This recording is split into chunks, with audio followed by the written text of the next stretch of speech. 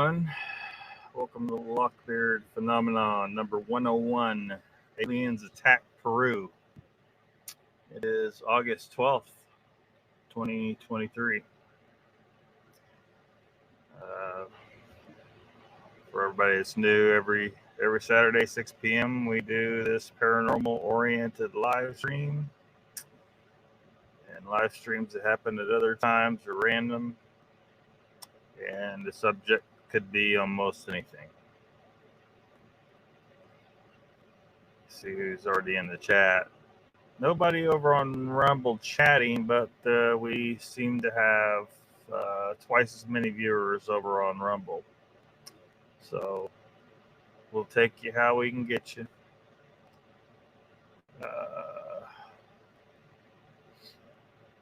Looks like Angel might have been the first one here. Welcome, Angel. Welcome, Old Soldier. Welcome, Raptor. How's it going?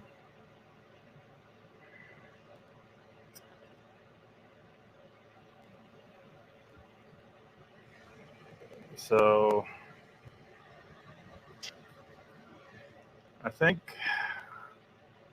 my manual notifications went through okay because of YouTube's inability to pull off notifications very good. No, I'm looking over on Facebook, and it is showing that it's still trying to send the message. So I don't know if I confused it by sending both links in one message or not. So give me a second here to try sending them separately.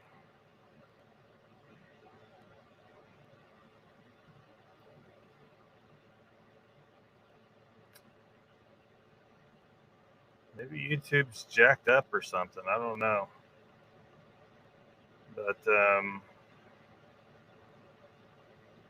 it's definitely having a problem sending the notifications, the chats. I don't know if it's something, because yeah, it's not sending either one of them. That's messed up. Well, there might be a few people don't know we're on right now, so so be it. So be it. Angel says the intro is still playing over there for me. Over on Rumble. You might need to reload. Of course, sometimes it takes a second to get the live kicked in. I'm looking at it now, see what's going on with it. Make sure this crap was working. That's the placeholder video you're hearing right now.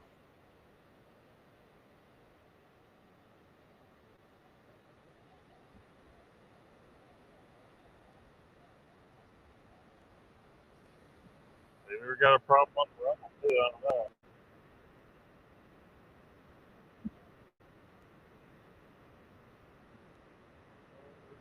We might have to work out tonight.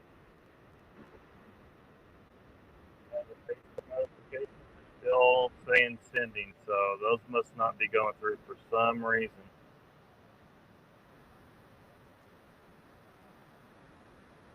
Let's see if this kicks into the... There it goes. Yep. Yep, it's playing over on Rumble. Maybe, I don't know, maybe you need to refresh. Yeah, you did have to refresh. Raptor says, I got notified here on YouTube at 6:03. Yeah, that's a little bit late. YouTube should send a notification out as soon as I set up the live stream. Now, I was real late getting the live stream set up. It's like 5 minutes till or something like that. But if YouTube is waiting until after the live stream starts, well, that's not very good notification. And I don't know how Rumble does this. I still don't know, entirely what I'm doing on Rumble. So I don't know how it goes. I guess it shows up on the home page.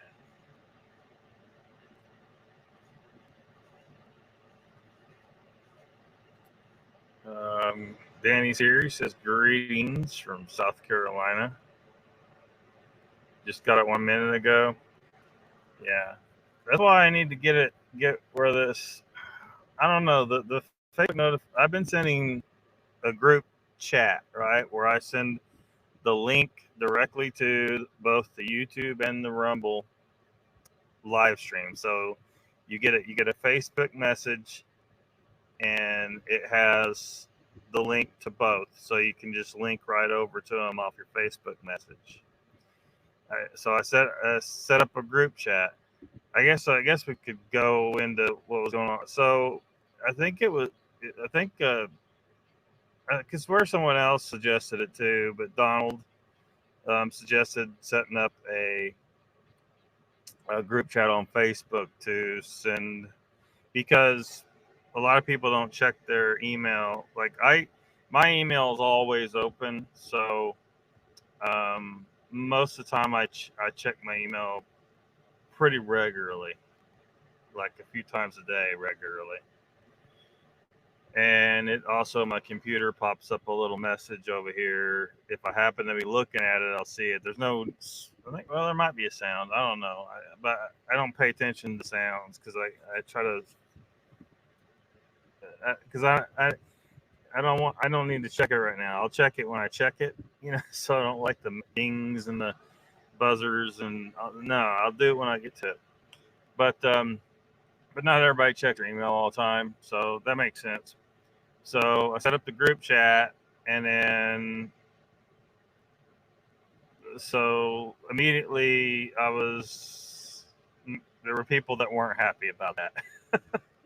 And the reason is because every time you get a message in a Facebook message, there's a ding that goes off, and people aren't happy about that. And then there was other issues. There's some things I can't repeat what the issues were. It's not what you think, I guarantee you. But anyway, the reality is I had to set up a new one because the first one wasn't working. People were talking and all this stuff, and it's ding, ding, ding, ding, ding, ding, ding. I turned off the notification on it myself for me because I don't want to hear it, and I'll get to it when I get to it, kind of thing. But it might be useful for some people to be certain that they get notified of the live stream.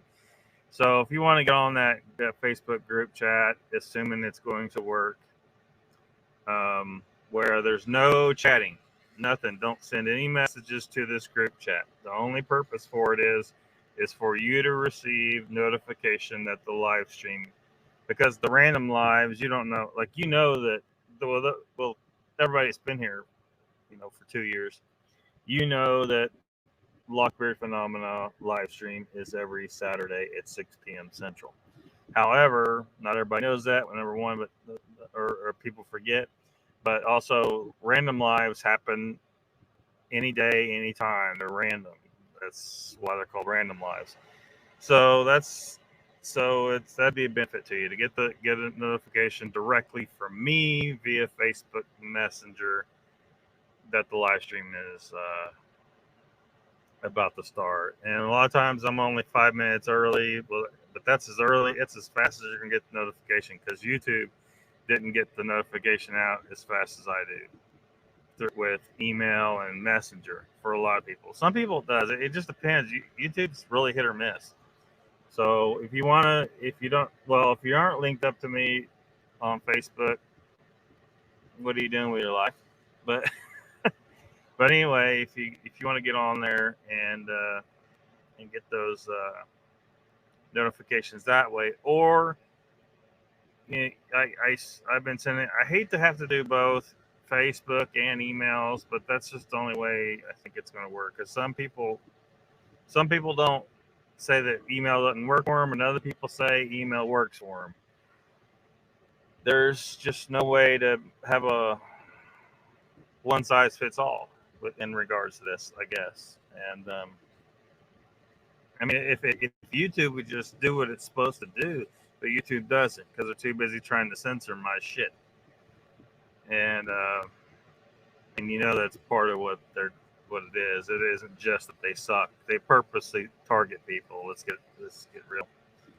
But so I don't know. I mean, I wish there was a one size fits all because I hate Facebook myself. I've been trying to figure out a way to just completely exit Facebook, but there's just so many communications and certain different things that I have to do through Facebook that it's really, really hard to fire Facebook entirely. And even YouTube, but the problem is Rumble doesn't have. While Rumble has a bunch of stuff that YouTube does not have, there's things on, Rumble just doesn't have all the stuff that you want. You can't get everything, and their search function absolutely sucks. So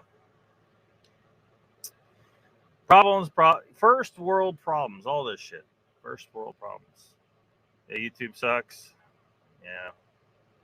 Angel says it might be my internet. Also, I have both tabs open on laptop. Yeah, I have 10, 20, I have 50 tabs open. Like I'm always having to do and trying to do a whole bunch of different things. So it looks like it's at the very least 40. I'm not counting them. 40 tabs. You don't do Facebook? Yeah, if you can help it, don't get sucked into Facebook. Facebook's just sucks. It just sucks. They censor you anyway, and but if you ever watched the South Park episode about getting sucked into Facebook, that pretty much explains it.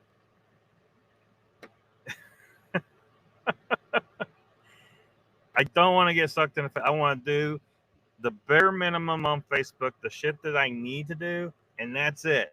Because otherwise, you get sucked in and you never fucking leave. I mean, seriously, it's a con. Some people live on Facebook. I'm serious. These people have no life, and it's bad enough as it is with the bare minimum things that I absolutely have to do. It's bad enough. It is bad enough, but then you have things like I'll have people like they'll send a message and then they get all upset because I didn't respond immediately. Well, motherfucker, I don't live on fucking Facebook. Okay?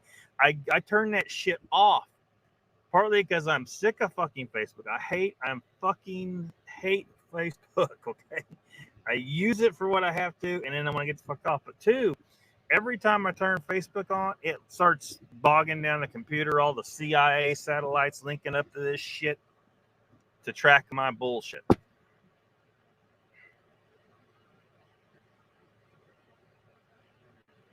We got to do so. We got to, I don't know, we need to set up a hunting party, make some spears, and go slay this thing that they call Facebook. It's a beast, it's a monster, and somehow we need to kill it. Everybody needs to get off. Just do what you have to do. Like if you got business, you have to, because there's different things that you have to deal with on Facebook sometimes, because there's really no avenue otherwise to achieve the communication you're trying to get.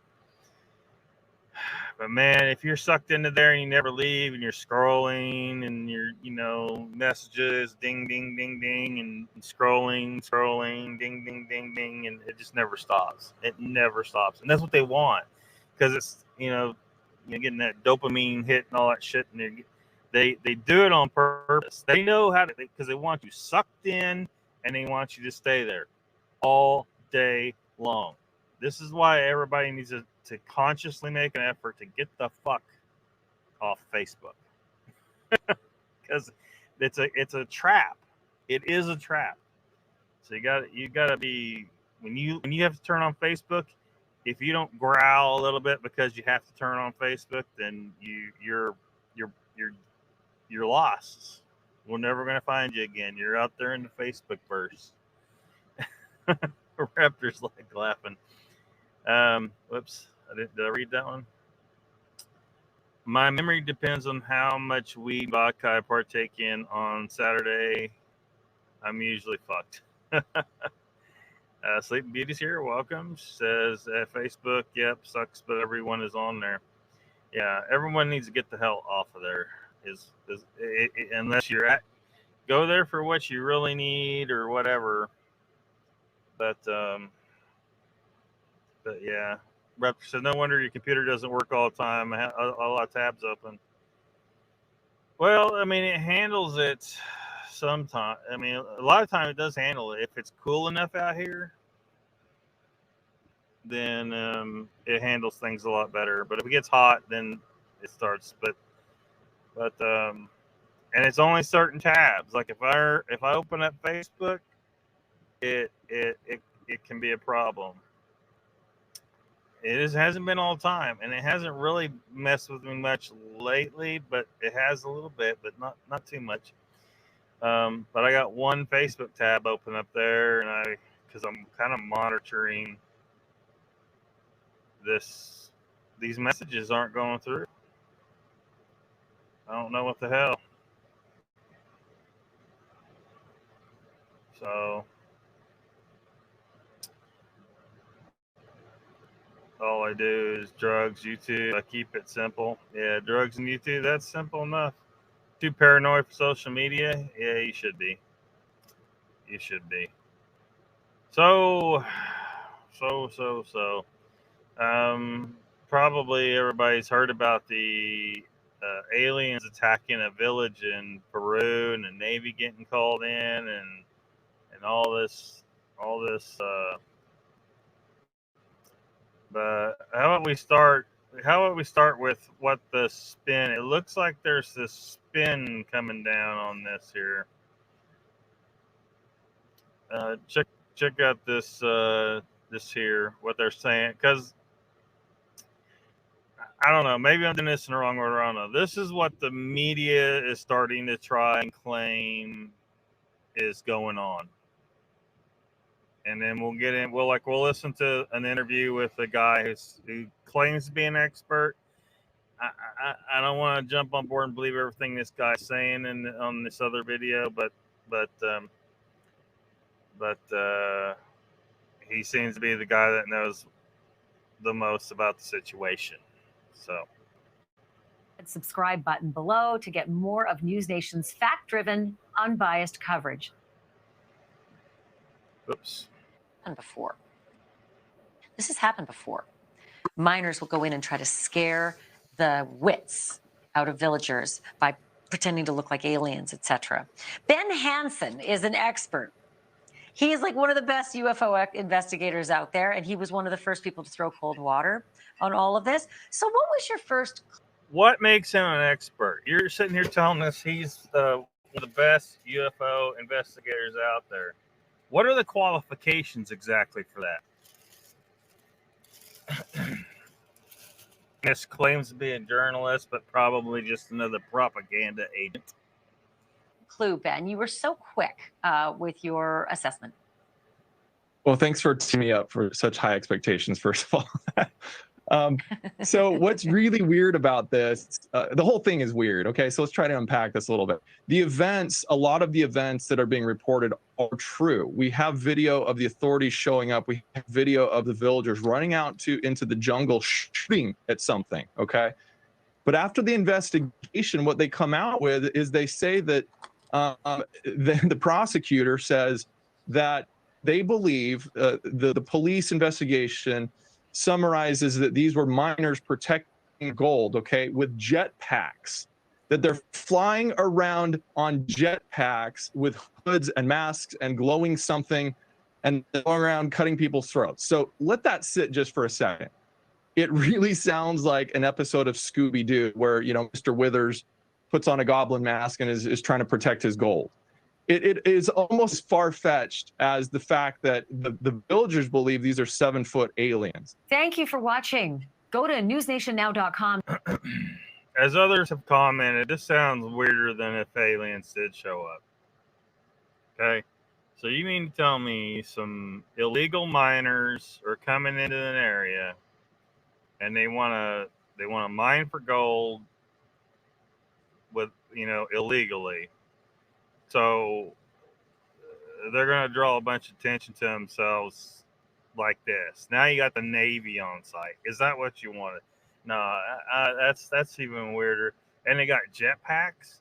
So you got illegal miners with jetpacks, and they're bulletproof, because as you're going to see, like these villagers have opened fire on these guys with shotgun. These villagers, you know, they're all armed, and they shot at them. So these guys are wearing some kind of bulletproof gear with a jetpack and glowing shoes, and that's more believable than aliens showed up. Now, aliens showed up is pretty unbelievable. What I'm thinking is, you know, just because something looks to your eye to be something that you think might be what an alien looks like. See, you don't know what an alien looks like. You've never actually seen one.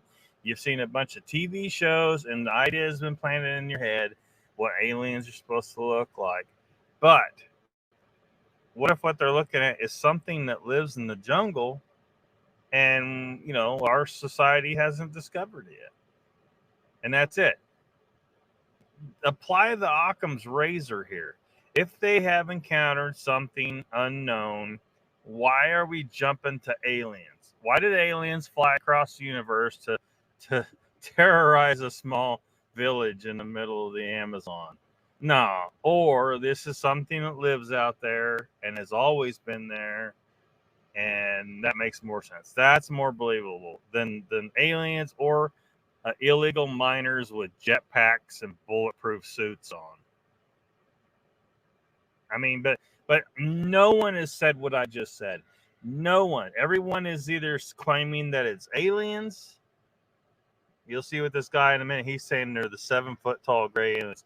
Everybody's claiming that they're aliens, or they are illegal miners trying to scare the villagers and make them leave so they can mine out there with jetpacks and bulletproof suits. Nobody's saying what's probably most likely, assuming that they are actually seeing what they're describing, these some kind of beings that float in the air, and they open fire on them, but it doesn't seem to affect them. So now I've only given you one of the options of what these could be: something that lives in the forest. But some of the details here make me think that it isn't something that lives in the forest, but it's something that is not alive. That it may be some kind of, well, it could be alive, but it's more of a outside of our normal interactive frequencies, where our solid matter wouldn't necessarily affect it. So it's going to be basically ghost-like to us, or it is just straight up ghost.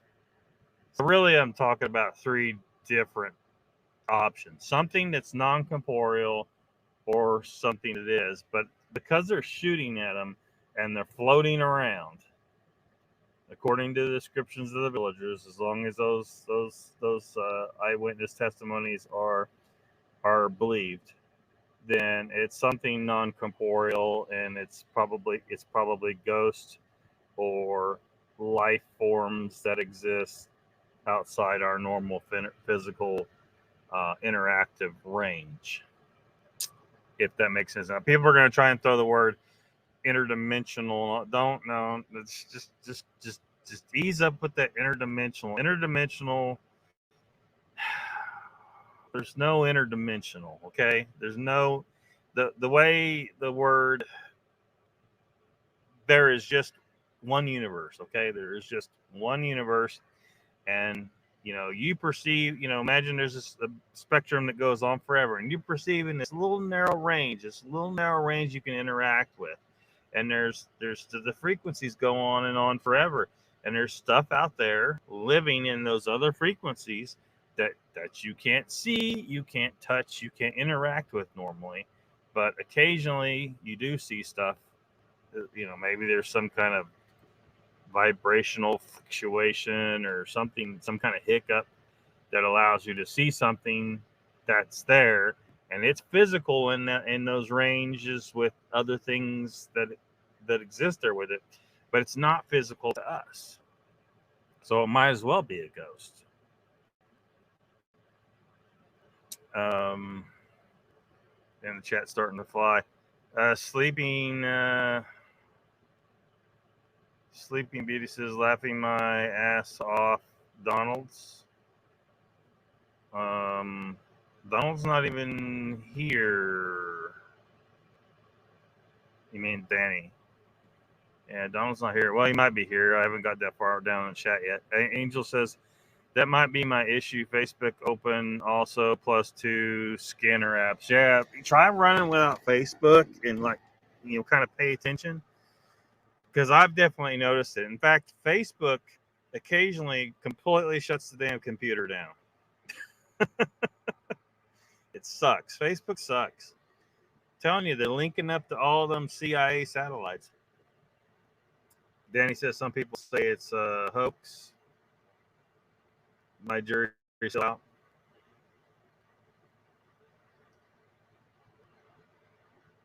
Danny says he is a true expert at debunking UFOs all over the world. He is a government shill. His job is to hide the truth.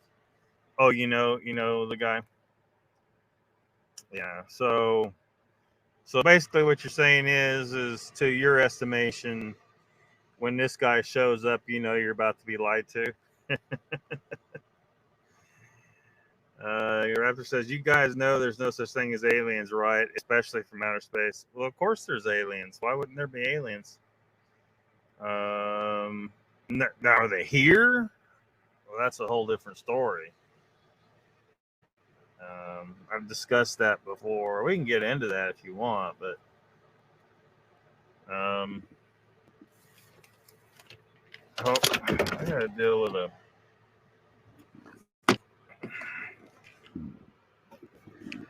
shit falling down, and I keep forgetting to take a caffeine pill, and I forget about it, and the headache starts coming on, and I'm gonna have to take one. If you're trying to get off all them beverages with caffeine in there, you can wean yourself off with these things right here. It's just plain caffeine. You can break them in half to lower your dose, and then even break it down smaller if you need to get your dose down. Eventually get yourself off of it, hopefully. I'll let you know how it works. But I've been able to reduce how much caffeine I'm taking in. I have been able to do that. But I still get headaches. So I've gone through most of the day without, having to take one. So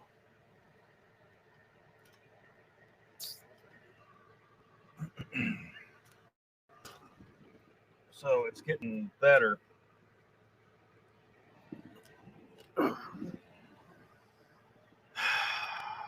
Dagnabbit. All right. Uncle Bones says he's, hey, Lockbeard late as fuck. Yeah, I've had a little problem, Mike. Had issues. I wish I got out the notification earlier, but I did.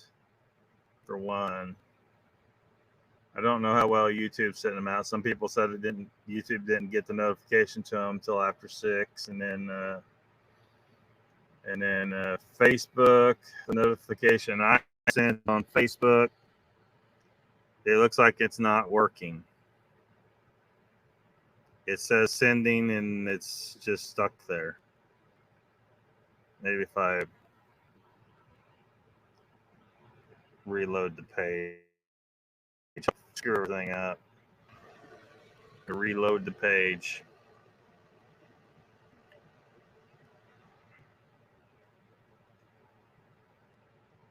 probably shouldn't have done that.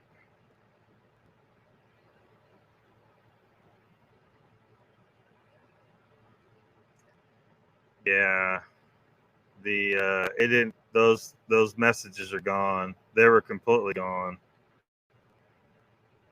I'm gonna try and send at least a Facebook link out because I still got that copied.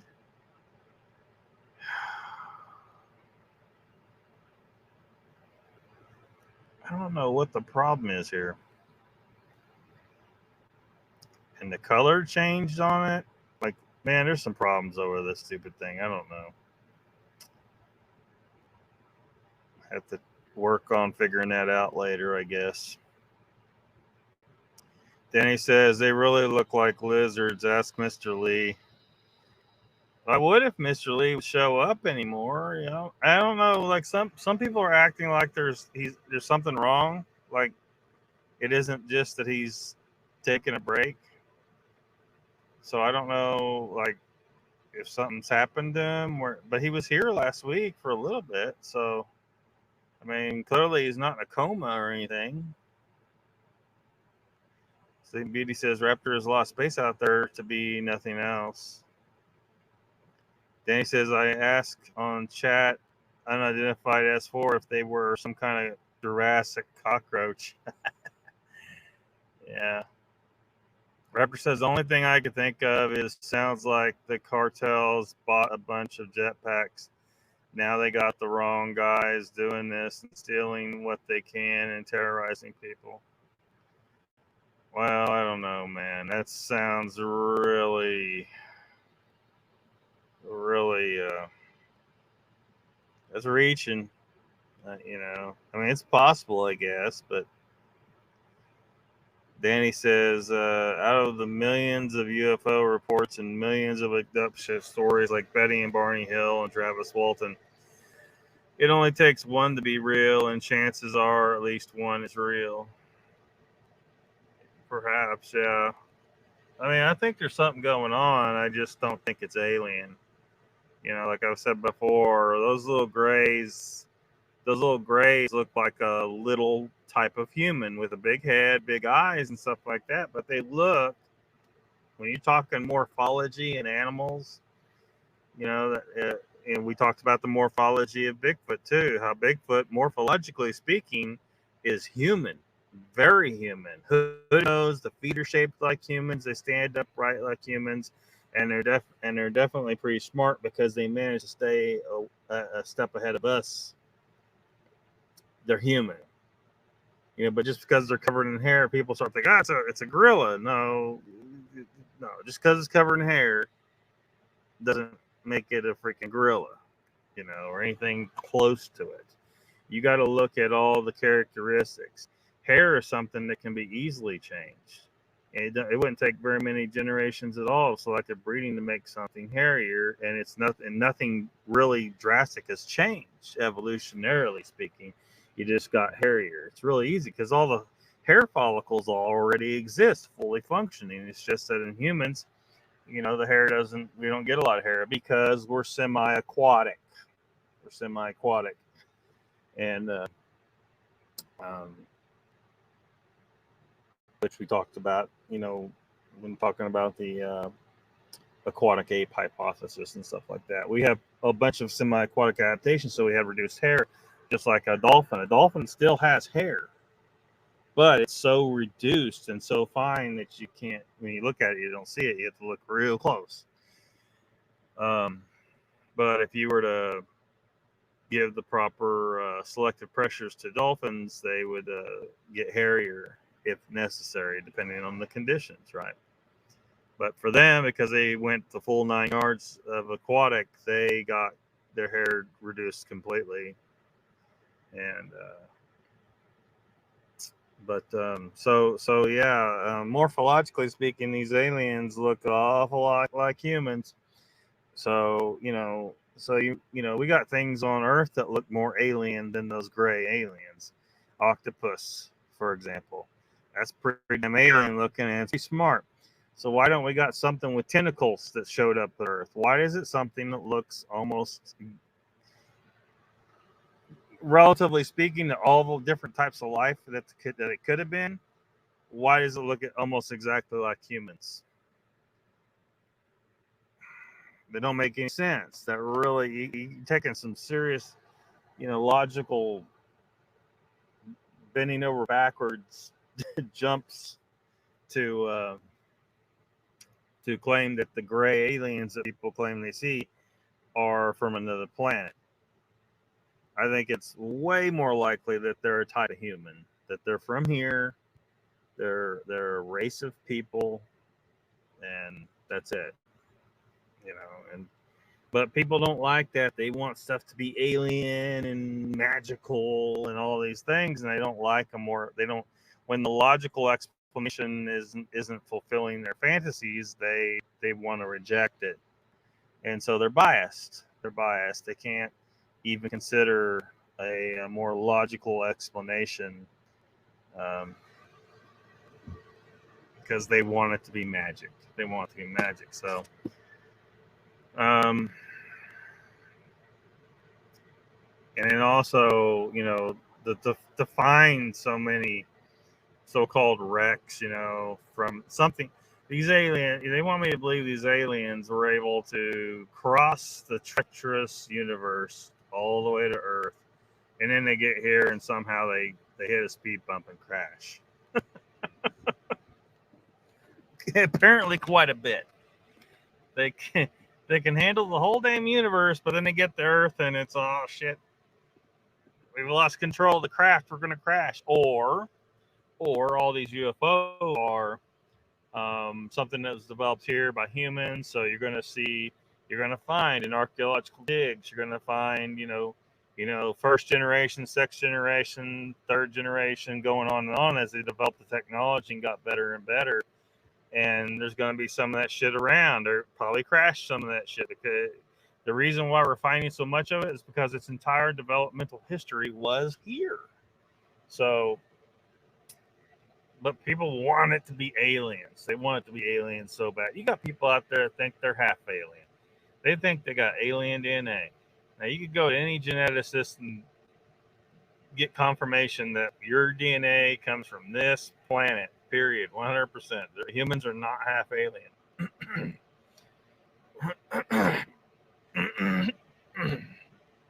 But people want that to be the case. So you can't talk to those people. You can't logic with them. They have a fantasy and they want it fulfilled.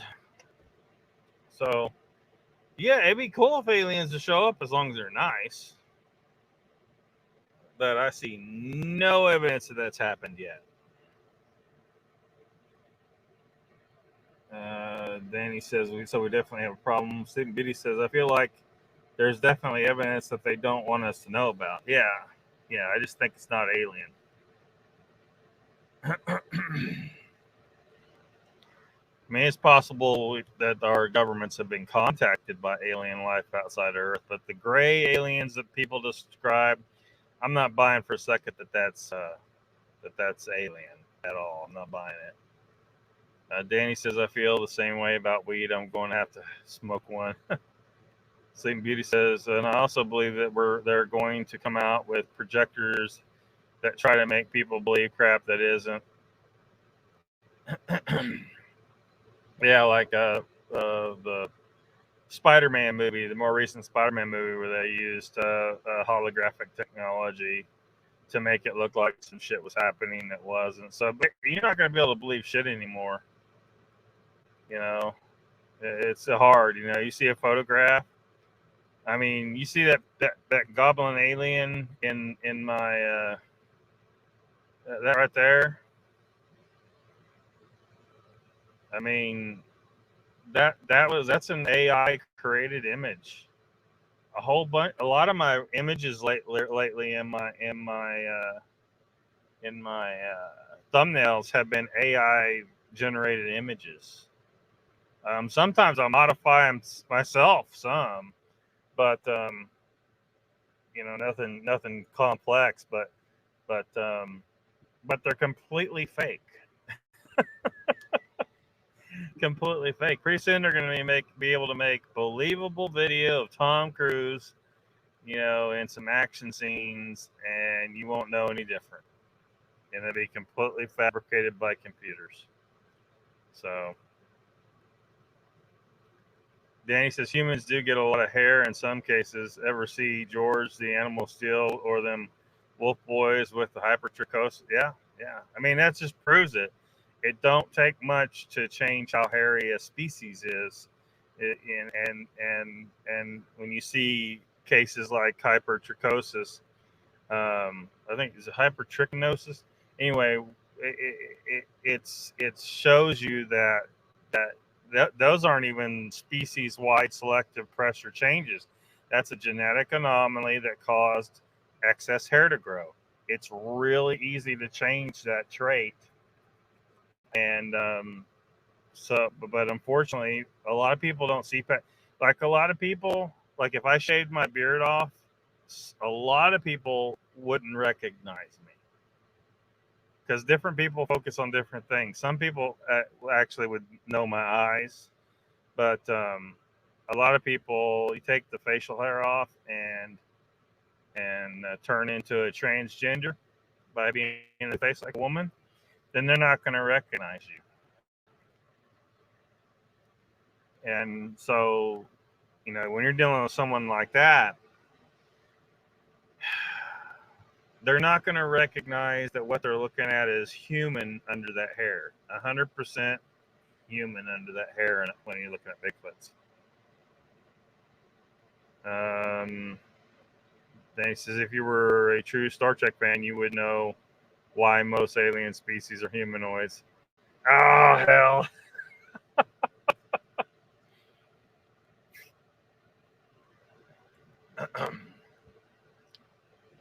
Somebody, look, people are gonna, I guess somebody was sitting in a room saying, look, we got these people criticizing the fact that on Star Trek, all our alien species, or most of them, look just like a human with a different wrinkle on their head or some spots or something, but they're all human, or they just color their hair sometimes. Like that one people, they just put a stripe of white in their hair, and it just, they're, now we all know this is because it's expensive to do something more crazy, because you gotta either you gotta do it with practical effects, or nowadays you use CGI to try and make something that looks realistic. It's easier just to put a wrinkle on someone's head and say that's a different species of alien right there. So we recognize that, and we just accept that about Star Trek and go on. But some nerds out there just can't let shit go. And they complained about that, saying, this ain't realistic. Why all the aliens look like humans with a different wrinkle on their head, or some other stupid, thing. And so some of the writers like, oh, we got to deal with this. We got to come up with some kind of explanation why all the aliens in Star Trek, or most of them, look exactly like a human, almost exactly like a human, with just some minor differences. And really, it wasn't it wasn't bad. They didn't do too bad with that. I mean, I guess if you felt like you needed to explain it, but they really could have just left that the hell alone.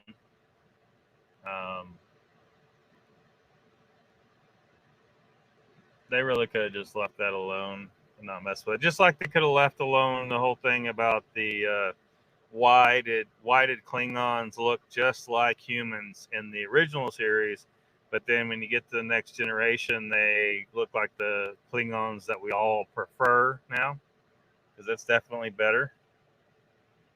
Worf is definitely better. And of course, so then you get to the Enterprise series, and they come up with this explanation for why and then in DS9, Worf and the crew end up going back in time. They end up on the old Enterprise with some Klingons, and all the crew are like, "What's going on with these guys? Those are Klingons." He's like, "We don't like to talk about it." They could have left that shit alone. Everybody, look, we understand, the limitations of technology and costs. They could have left alone, but it wasn't bad. It wasn't bad. They didn't do too bad coming up with an explanation for it, but they really didn't need to. They didn't need to, but they get a C for effort, I guess. Now, all the real Trekkies out there know that I just proved to Danny with a number of different Star Trek references that I am, in fact, a true Star Trek fan. Dates for Captain Kirk. Yeah, sometimes you just gotta paint him green, right? Sometimes you just gotta paint an Irish woman green, and you got an Orion slave girl. Danny says, "No way, aliens showing up would be a good thing." Well, it might be. It might be. They might show up and say, "Look, there's a big asteroid heading your way. We got the technology to stop it, but we're busy. We got places to be. But you guys might want to like hop on one of those limited technology shuttles you got and fly up there and maybe do something about that asteroid. Maybe get this Elon Musk here to go deal with it. Maybe he can deal with it. He's half alien." Sleepy says, "Yeah, can't believe anything anymore. It's crazy." Yeah. That would shave the. I bet I would shave and find out. What? Danny says he knows the answer just like I do. Yeah. Yeah, I don't think Star Trek is almost nothing about Star Trek has anything to do with what reality is or what your reality is going to be. Warp speed, transporters, time travel, all that shit's bullshit. Everything's quantum this, quantum that, and I've tried to explain on this channel quantum is bullshit. And if you want to understand why quantum physics is bullshit, go over Ken Wheeler's channel called Theoria Apophysis, because he's made thousands of videos. I think he's got like 7,000 videos or something on his channel now. Dude has been going hard and strong, trying to teach people about a few areas that he's knowledgeable about. Ancient writings, languages, Buddhism, photography, and physics. The actual physics, how the universe works, that explains the universe without the need of grand unification, because the explanation starts out not broken. Like mainstream science, they start out broken because they got all the pieces wrong. Well, you listen to Ken, he'll explain to you how the universe functions, and it's all unified from the start. It doesn't need to be unified because it starts out unified. It literally explains the one. Everything is one. And you'll understand if you go and learn about why everything is one. But it explains ghosts. It explains why you can't go back in time. There will never be reverse time travel. You might be able to speed up how fast you travel forward in time, but you cannot go upstream. That's ridiculous sci-fi fantasy bullshit. But anyway, yeah, Star Trek is completely bullshit. The only thing about Star Trek I think might actually be something that's a real thing is the Prime Directive. I think it's very possible that a lot of alien species out there agree not to fuck with younger races. Just leave them alone. Don't go landing in the town square and freaking these people out and fucking with them. Don't fuck with these people. Leave them alone. And besides, because a lot of sci-fi tries to make out this whole idea that aliens are going to come because they want our resources, like Independence Day. Great sci-fi movie, I think. They shouldn't have made the second one. They fucked it up. But the first one was a really good sci-fi movie. And it has a plausibility flaws, but all sci-fi has plausibility flaws. So you got to kind of pick and choose which ones you complain about. But anyway, the flaw in that, I think, is though that because they said they're like locusts, they go from planet to planet and use up all the resources and go on. The problem is that that doesn't make any goddamn sense. As we try to explain here about the carnivore diet thing, humans are specifically designed to eat woolly mammoths, mastodons, and a couple other species of gigantic elephants, several different species of giant ground sloths, and over 100 other species of giant animals that are called megafauna. That's what we ate for thousands and thousands of years until this big freaking rock hit the planet, wiped out all our major prey, and forced us into agriculture. And someone brought up dogs here in another channel somewhere. That was actually on Ken's channel. Dogs. We domesticated dogs about that time too. Why? Because it became extremely hard for us to find meat for centuries after that impact, and so we needed help. And the dogs probably needed help too. So it made humans and dogs, humans and wolves teamed up, and the wolves became dogs. So we entered a symbiotic relationship to survive. Another thing we did was domesticate animals. We never domesticated animals before that. The domestication of chicken is extremely important, not for the meat. Don't eat chicken unless you really like it. Don't eat chicken because you think it's healthy. The meat's drastically inferior for human physiology compared to beef. But the egg yolk is extremely important for your nutritional needs, particularly for your brain. Your brain is mainly cholesterol. You need to eat cholesterol. That's a health food. What they told you spinach and broccoli was, they said, oh, this is a superfood. It's really good for you. That was a complete lie. The real superfoods are animal fat, animal marrow, egg yolk. It's a somewhat substitute for the nutrition you're losing from the normal animal products. But anyway,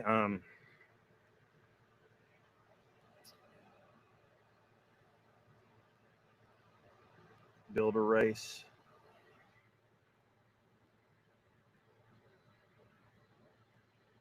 My wall is covered with Star Trek comic books. Cool. Star Trek is all about entertainment. Yeah, just be entertained. But like Star Trek, to me, is complete bullshit. It's all fantasy, but I still like it a lot. I mean, I've watched a few Star Trek clips today. I watch a few Star Trek clips every day and then old stuff. None of the new stuff. All the new shit sucks ass. They have a few moments that are good, but all the new shit sucks ass. Star Trek, Discovery, Strange New Worlds, Picard. It's all crap. Absolute crap. The third season of Picard, they actually did a halfway decent job with it, but they had already tainted that with seasons 1 and 2, which were complete shit. Complete shit. Completely dashed my any desire for me to actually complete my Star Trek series script, because they fucked up Star Trek so bad. I can't save it without saying, look, watch my show with the understanding that Star Trek Picard series, Star Trek Strange New Worlds, and Star Trek Discovery, those series are not canon in my universe. They are something that happened in someone else's retarded head. And that's I'm being kind. But yeah, so it's just entertainment. Star Trek's just entertainment to me. Like it's nothing. It in no way represents anything realistic, scientifically speaking, and it never ever will. It's just fantasy. It's a fantasy. To me, you just put it on the fantasy shelf and treat it just as you would something that's got unicorns and leprechauns and shit in it. But back to the sci movies depicting, why would the aliens come here? Like for the resources in Independence Day. Um, no, but and the reason why I jumped over into carnivore is because what I've tried to explain is that every single plant on the planet has at least 100 identified poisonous chemicals in it, natural chemicals, not something we sprayed on it. Just naturally, it's toxic to humans, every single one. And you're just lucky that we're resilient enough to eat this trash just to fill our stomachs, or just because someone told us it was healthy, and survive it. Because we can survive a lot of stuff. A lot of plants, you eat them, you'll drop dead. You eat some deadly nightshade, find out. Um, but and a lot of people, they're like, they don't believe this. They immediately reject this when I tell them, broccoli's not a health food. It's toxic. It's got over 130 different identified carcinogens alone. That's not to count, other toxins. So Ken was on his live stream talking about, well, you can eat some rice or something. He's usually against rice, though.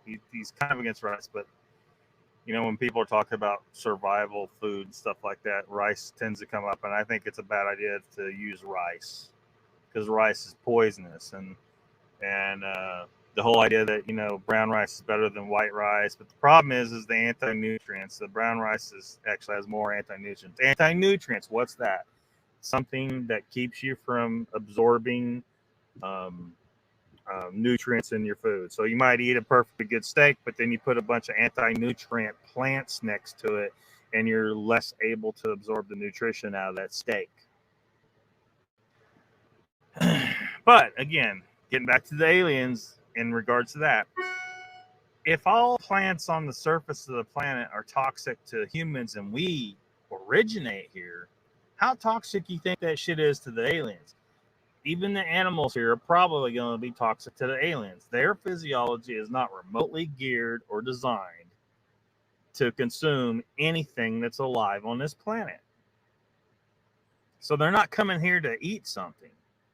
And people say, well, the water, because in the movie Oblivion, for example, now that was an artificial intelligence that appeared to be, anyway, artificial intelligence in Oblivion, which starred Tom Cruise, and I think was a very underrated movie. I think it's a good movie. I like it. The music, I really liked a lot of the music in it. It was really good stuff. But what was happening was this alien artificial intelligence showed up and wiped out most of humans because they wanted the water. It wanted the water because it wanted to extract, I guess, heavy water out of the water. Look up heavy water, blah blah blah. Anyway, but that don't make any sense. Why would you come to a planet and steal a bunch of water? A planet that's covered, is covered and it has a civilization on it, and steal our water that maybe contains some, toxic elements to your biology, or fight the humans, or fight, potential pathogens. I mean, it could go either way. Pathogens may not have any ability to affect the alien physiology at all, or it might be pathogenic to the aliens. Who knows? But either way, why deal with any of that shit when you can find 100 other more easily accessed planets covered in water, and nobody's alive there, or at least nobody's intelligent there that's going to be able to stop you? Why would you stop at Earth? And what I'm saying, there's plenty of water in the universe. These people try to say, oh, water's rare. No. Look, Earth isn't sitting here with 3/4 of the surface covered in water because water is rare in the universe. There's plenty of water out there. And they keep finding it. They found it in the moon. They found it in Mars. Asteroids, comets. It's all over the place. They're not going to come to Earth and wage a big war to steal our fucking water. That's stupid. It's goddamn stupid. So even even the thought that they would want something we have is just completely ridiculous. There's nothing that we got that they can't get far more easily elsewhere. Minerals, they're flying around everywhere. You find them flying around everywhere. The whole the Sitchin idea that, oh, the aliens came here and made us mine gold. Why would they do that? That's ridiculous. That's stupid. Why would you go to the trouble to enslave a race of monkey people,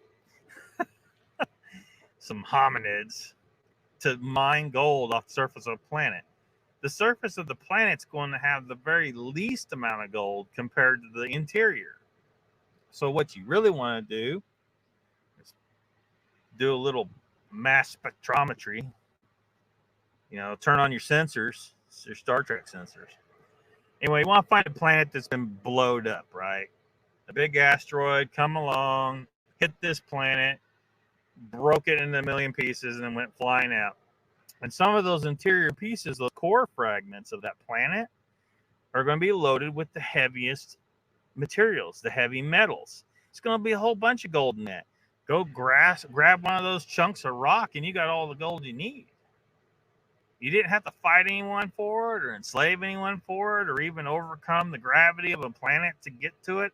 It's right there, just floating around all over the damn place. Because I'm sure there's been plenty of planets blowed up. Hell, our asteroid belt out there is probably loaded. In fact, they have identified asteroids that are loaded with billions of dollars in valuable metals. So why in the fuck are the aliens going to come here and do all this shit? See, but those are things like the Sitchin idea was something that come up with someone who evidently wasn't near as much of a thinker as you need to be to figure out what are going to be alien motivations for coming here. I'm still waiting for someone to come up with one reasonable, logical idea why aliens would come here, other than to say hi, what's up, or maybe things that we would want, like we would want to explore. I think exploring would be awesome, but I would hate to leave the planet and risk dying if death is a major concern. Like if we don't have the technology to overcome any kind of bullshit that's going on out there, trying to get from here to another planet. And I've talked about before what I think the alternative to doing that is, that our best bet might be to stay right here, concentrate our efforts right here on being able to perceive other planets all over the universe without leaving our planet. And we're talking about remote viewing, astral projection types of ideas, but and potentially instantaneous relocation. If we understand the universe well enough, is it possible to instantaneously move yourself from one point in the universe to another? Because we already know instantaneous action at a distance is a fact. Something that Einstein's dumbass couldn't figure out, because that's why he called it spooky action at a distance, because he didn't understand how it worked. He's like, well, we got the speed of light is a limit. It's a speed limit on the universe, except we got this spooky action here that has an instantaneous effect across in any kind of amount of space. Well, there went your speed of light speed limit. It doesn't exist. And as Ken Wheeler will explain to you, the speed of light is not a speed. It's not a speed. It is not a speed. That's bullshit.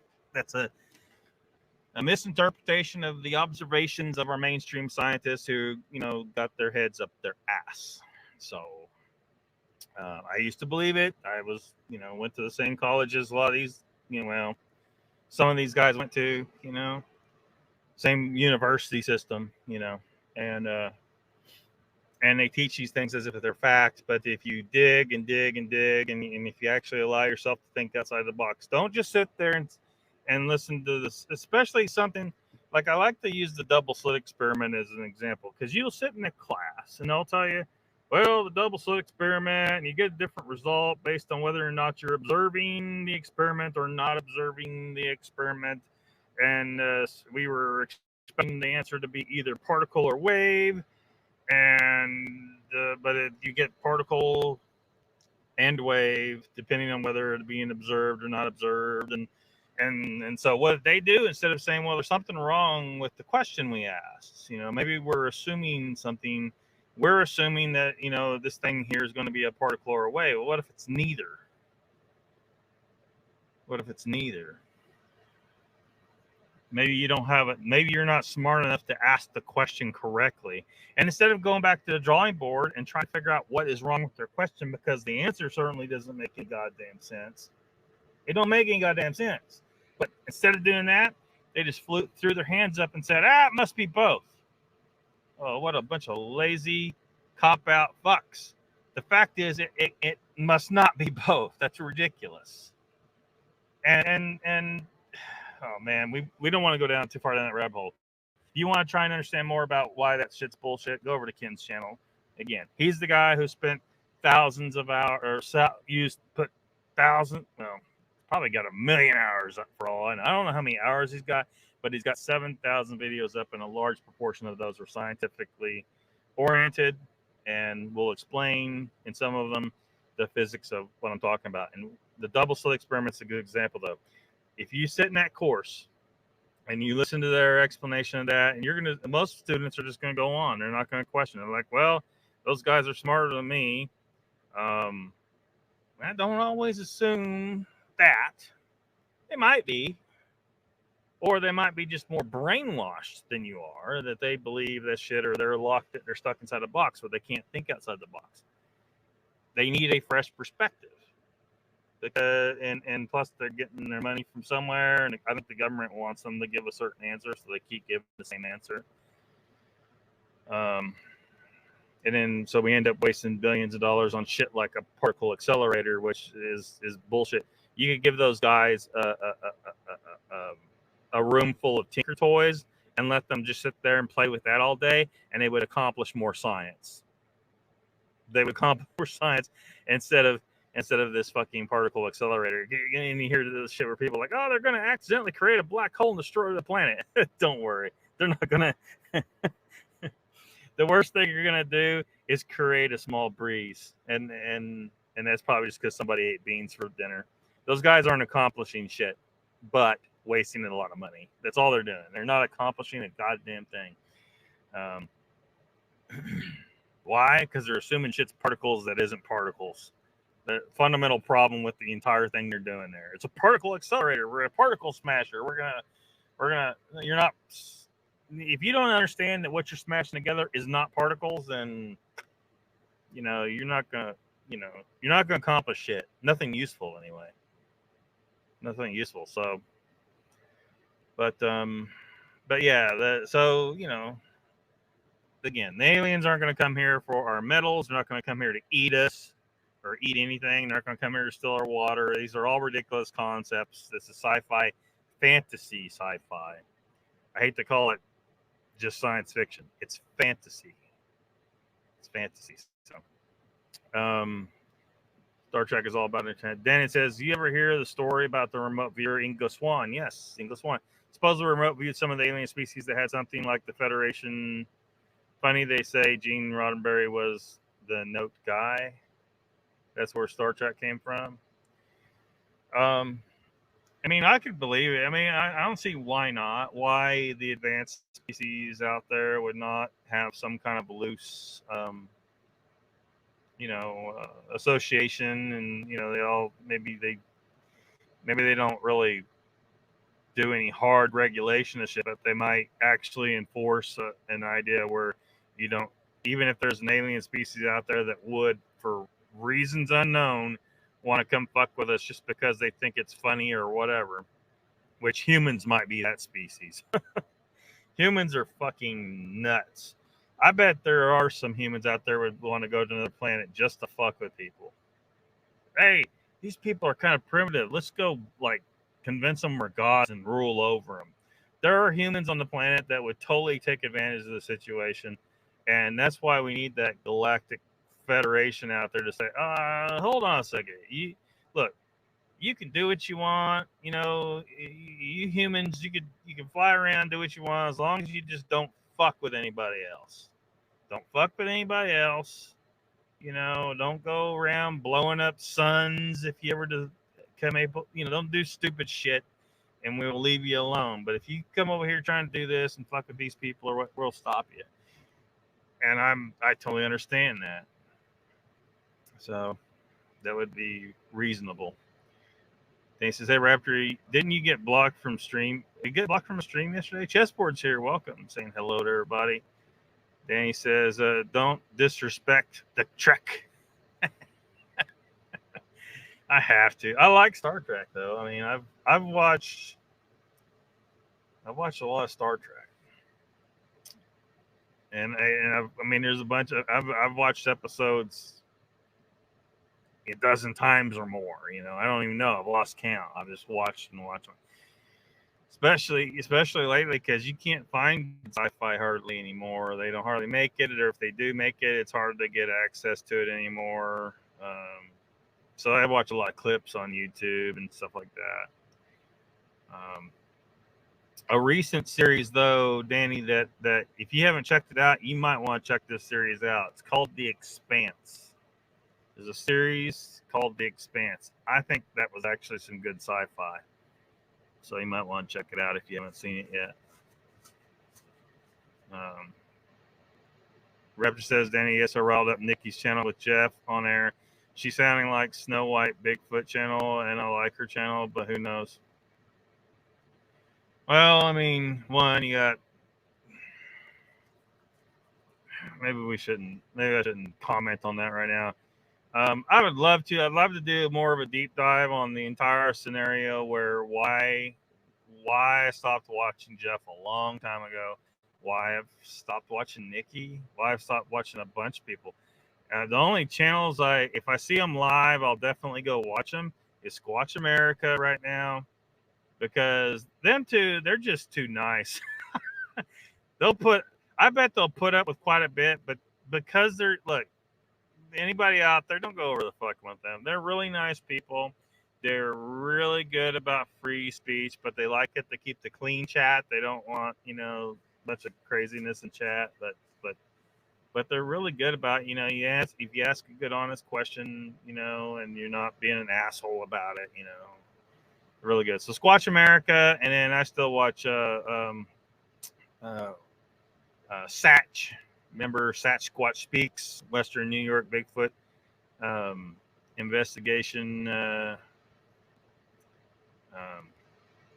organization, or what was the Western New York Whiny Bigfoot investigation group. And then he changed it to the Bigfoot Atheist, which was it was a confusing name for people. I see why they were confused. Like, what's this about? And then he ended up changing it to Hominin X, which I think it still is now. So those two channels are pretty much the only one I watch anymore. I stopped watching a bunch of them, Coles and a bunch of them, because hypocrisy, some bullshit going on, too censorious in their chat. They're un-American about their chat. Too much censoring. Just different issues and that and I don't got time. My time's limited, so because I got shits to do, trying to live in the world here. So yeah, I'm gonna go into that right now. I'd like to. I mean, I had some plans to do a couple different kind of documentary style videos in relation to some of the mentions here. I would still like to do it, but I really need, it's so hard for me to do video editing. I can get it. I can get video editing done, but I really need a couple things. I need a space where I can keep things cool. The computer gets too damn hot. And then I need a better computer. Like, this computer can't handle it, and I need better internet. Like, there's a few different reasons why it's hard. It's slow process, and so yeah. So maybe one of these days I could actually come back and address those, because I kind of started doing a few things in regards to them, but I just can't. I ain't got the computer power, the internet power, the temperature issue. Danny says, "Yeah, Raptor, you're being a little hard on them norms." Hey, Raptor, laughing at something chessboard is there. Raptor says, Danny, it was after her show Wednesday night. Thursday she was on. I put the wave signal up and it didn't go through. She sounds more like Jeff here lately. Another Doug Highcheck channel. Yeah, Doug Highcheck, man. Piece of work. Orb butter. Orb butter. Remember the orb butter? Raptor says, hello, chessboard. What did that make you laugh? Hope all is good in your end. Danny says, how you know that? Who the fuck knows what aliens eat? Well, you don't, but I think it's a far more reasonable assumption that aliens would not be able to eat what is on our planet, because it's something completely alien to them. They're like, your digestive system's designed to digest specific things that exist on your planet, and the chances that something on another planet evolved close enough to what you had on your planet to be usable and non-toxic to your system is extremely low. The entire genetic makeup of the planet is going to be totally different. I would say it's almost zero. It's almost zero chance that aliens would be able to eat anything here, because no life form on this planet can just eat anything on the planet, and they all evolved here together. So it's just yeah. So I think it's a reasonable conclusion to come to there. Link, I find out a couple minutes. Danny says, we all know they come for the gold to keep the atmosphere stable. Oh man, we don't want to get into this. The climate people they're psycho cult. But the guys at the top, they know damn good and well that man-made global warming's bullshit. They know. They're still buying the beachfront property. The banks are still giving loans on it. If the bank, you guarantee the banks know if global warming is coming for us, the banks are going to know, and they're not going to give anybody financing on any beachfront property. But guess what?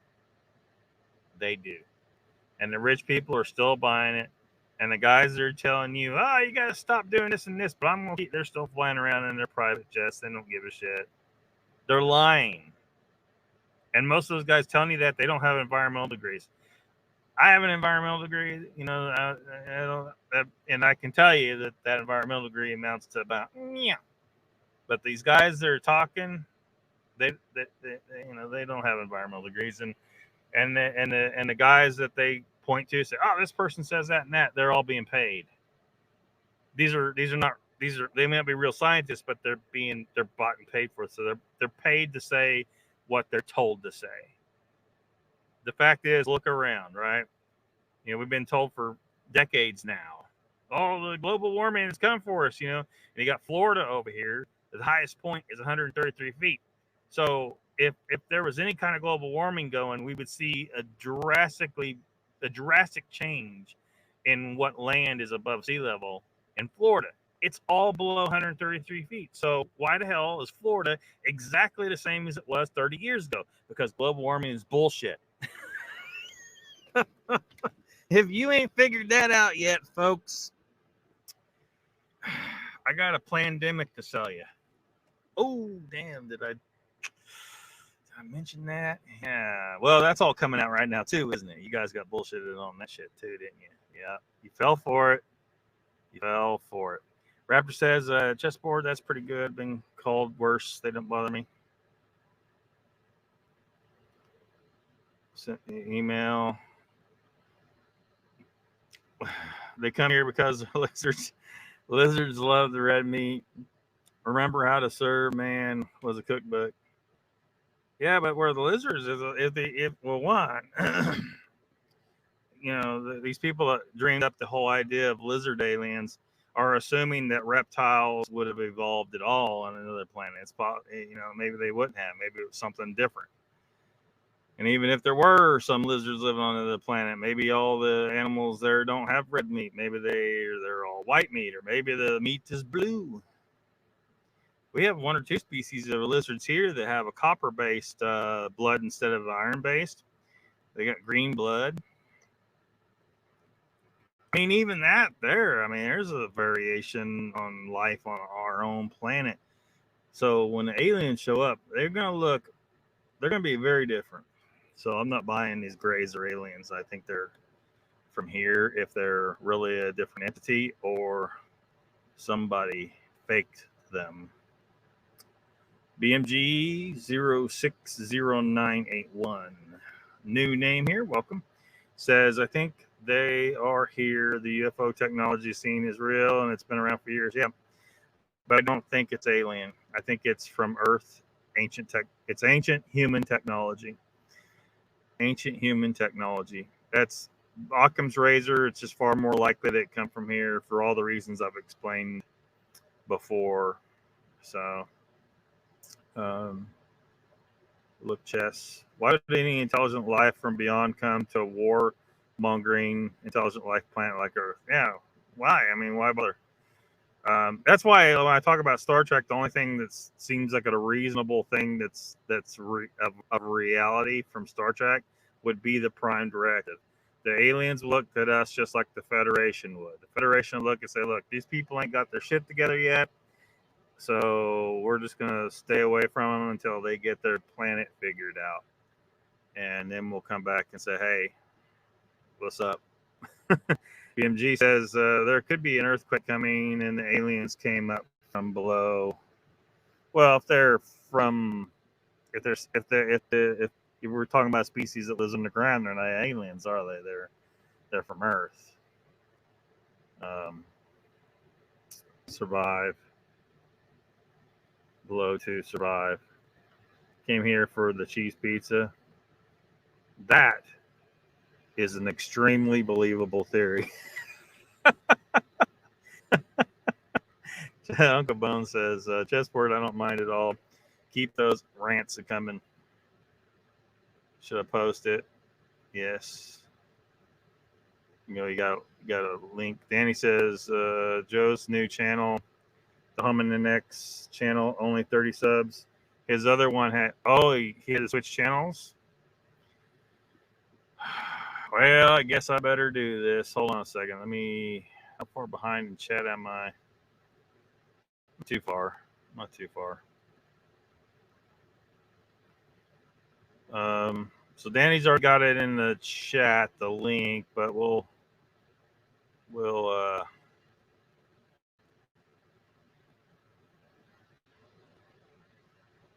take a look. Let me get it set up. Hate having to reload new pages because it takes forever. My internet powers are low. They're real low.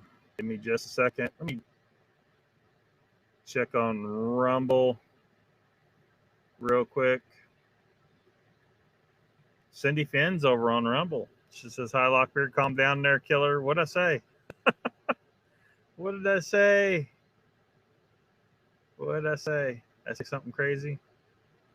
All right, hold on a second. Here's who we're about.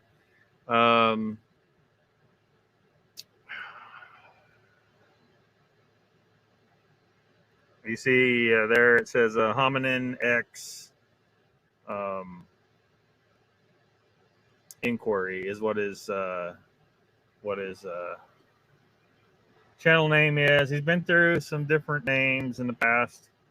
When I ran across him at first, it was, well, that's what that whiny big is. WNYBIG, Western New York Bigfoot Investigation Group. And then he's gone through some, like the Bigfoot Atheist Inquiry, I believe was what the name was. Which appeared to rub a bunch of people the wrong way because they were a little confused about exactly what did it mean. Do you mean you are an atheist? And a lot of Christians out there don't want to listen to an atheist at all, because Some of them are like that, but I don't know if that was totally the issue. Or does he mean that he's an atheist about the existence of Bigfoot? Which Joe, his name's Joe, and he goes by Satch sometimes, Satch Squatch. But he is definitely a believer, because he, you can find somewhere in his channel where he tells his encounter, where he was on a trail somewhere and he stumbled across a Bigfoot. A deer got spooked up, and then there was a Bigfoot there nearby that he thinks he disturbed that Bigfoot trying to sneak up on that deer, and he was pretty close to it. I can't remember the distance, but he was close enough that I think that as long as he's being honest with us, that he probably wasn't mistaken about what he saw. Like, if it was a bear, he would have said, "Look, I saw a bear." But what he saw was a big hairy human, who he calls Rasta. He calls it Rasta. Anyway, so that's the channel. Maybe we could let his I don't know what his welcome video is. Welcome to Whiny Big presents the Hominin X Inquiry.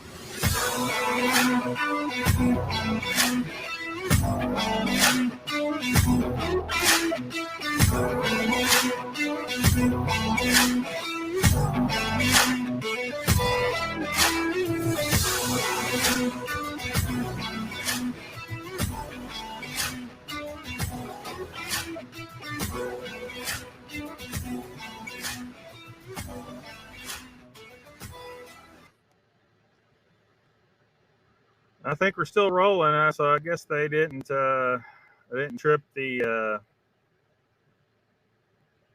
music didn't trip off any problems. His text color was matching mine over here.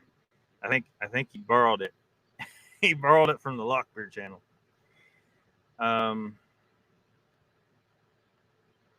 Let's see here.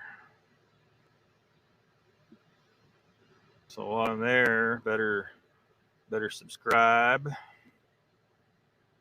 And for those folks that are, I think there's some folks out there that don't know, like, we were talking to the guy who doesn't have any experience with YouTube and or even what a live stream was, because he asked what's a live stream. So a lot of people don't know little things like this, so bear with me. When you hit subscribe, see it says I'm subscribed now. Now you got to click the notification bell. Now this is what decides how much YouTube will notify you if of a new video on this channel. So if you want to make sure you always get notified of a new video or a live stream on this channel, then you need to click the all, just like that. And you see how it's got those two like marks around the bell there? That's how you know you got it. You can do personalized, or you can do none. See how it's crossed out? So the way it looks now right there, I'm subscribed to the channel, but I'm not going to get notified ever. Well, I don't want that. I want to get notified all the time. And then you have personalized, but hopefully they don't pop up anything. But anyway, so you want to do is click. If you're subscribed to a channel, you want to receive notifications all the time. So, but unfortunately, in YouTube should just freaking give you notifications all the time. But instead, they got this crap because they're trying to hinder you. And force you to like.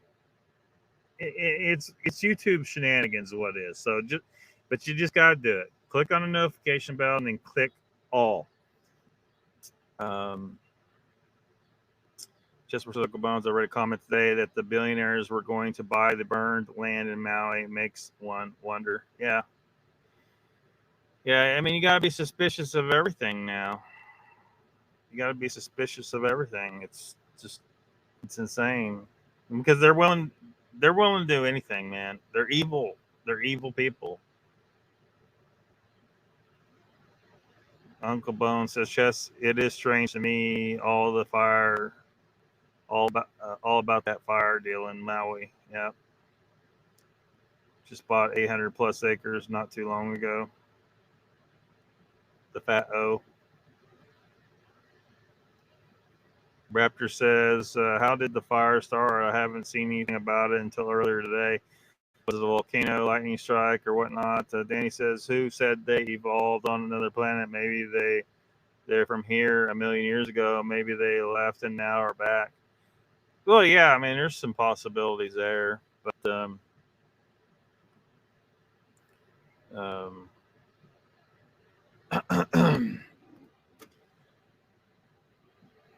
you know, we could probably come up with more scenarios, but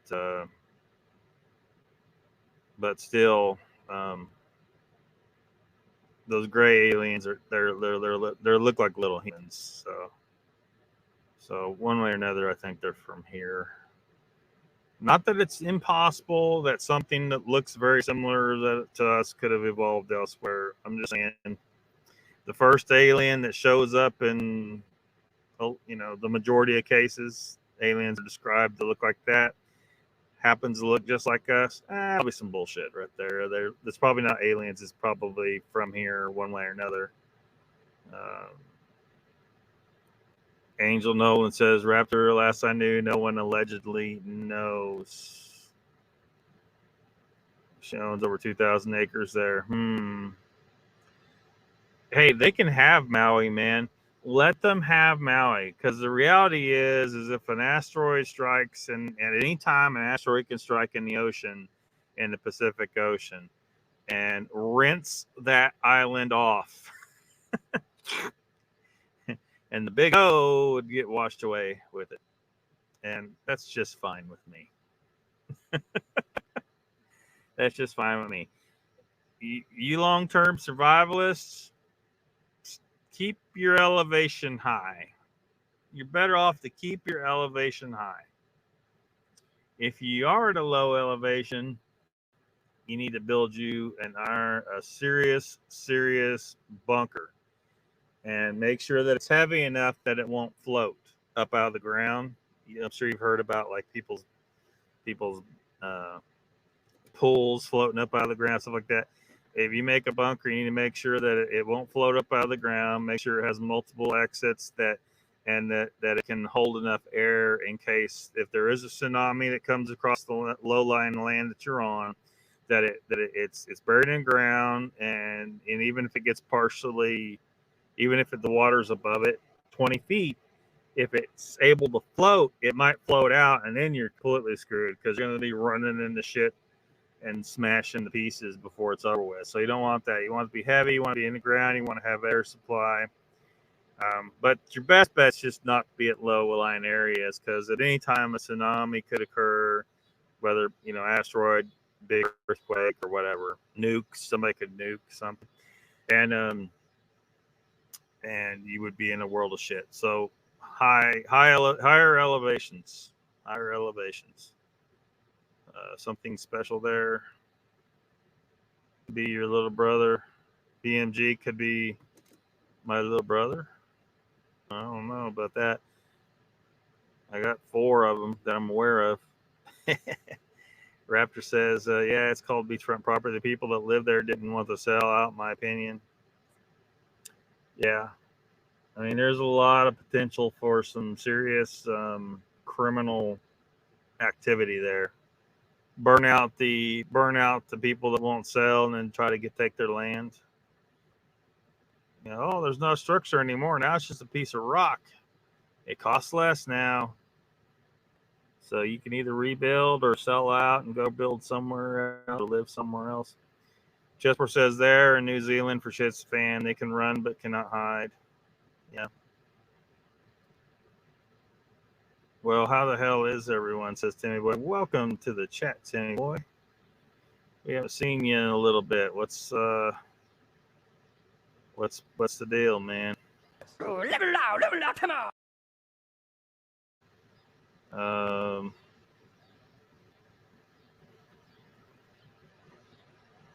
Everybody's saying hellos and whatnot. Yeah, it was Bunny Bro. That was before I started watching him, though, as if I recall correctly. Whiny Bro was Western New York Bigfoot research organization. Bigfoot Ace Hominid X, yeah. Danny says YouTube lessons with Lock. Yeah, some people need to know that stuff, so they can navigate the treacherous waters of YouTube. Because some people haven't. They've been out in the woods, man. Like that guy, he just been out. He spent a lot of time in the woods, and you don't know who I'm talking about, but Danny. But if someone was on my friends list that has had multiple Bigfoot encounters, doesn't have much experience at all with all this technical shit, all this technology shit, these social media stuff like that. Trying to introduce him to YouTube. So maybe one of these days we can get him to actually get in the chat. But it seems like he's having, because he's never done any of this. He's never been in this stuff. So trying to get him introduced. Maybe he'll show up in the chat one of these days and hang out. But it sounds like he's had quite a few encounters. He was like a forest person. Forest job person, so he spent a lot of time in the woods, not with the internet and shit like that. He hasn't done hardly anything with the internet, it sounds like. So, which he's probably better off because it's taken over our lives. But still, as long as it's not tube steak. DMG says I'm in Hawaii. And I'd get out of there. I mean, there could be a fucking, could be a tsunami, could be, maybe one of these days, one of them volcanoes, pimples pop so bad that it just kills everyone.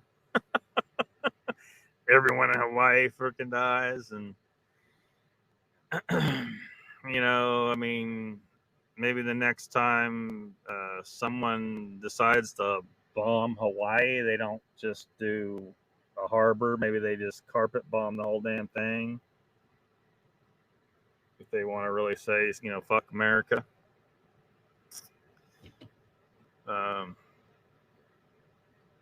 Yeah. So I don't know. People. Yeah. I know some people think that's a great place to go visit on vacation. I'm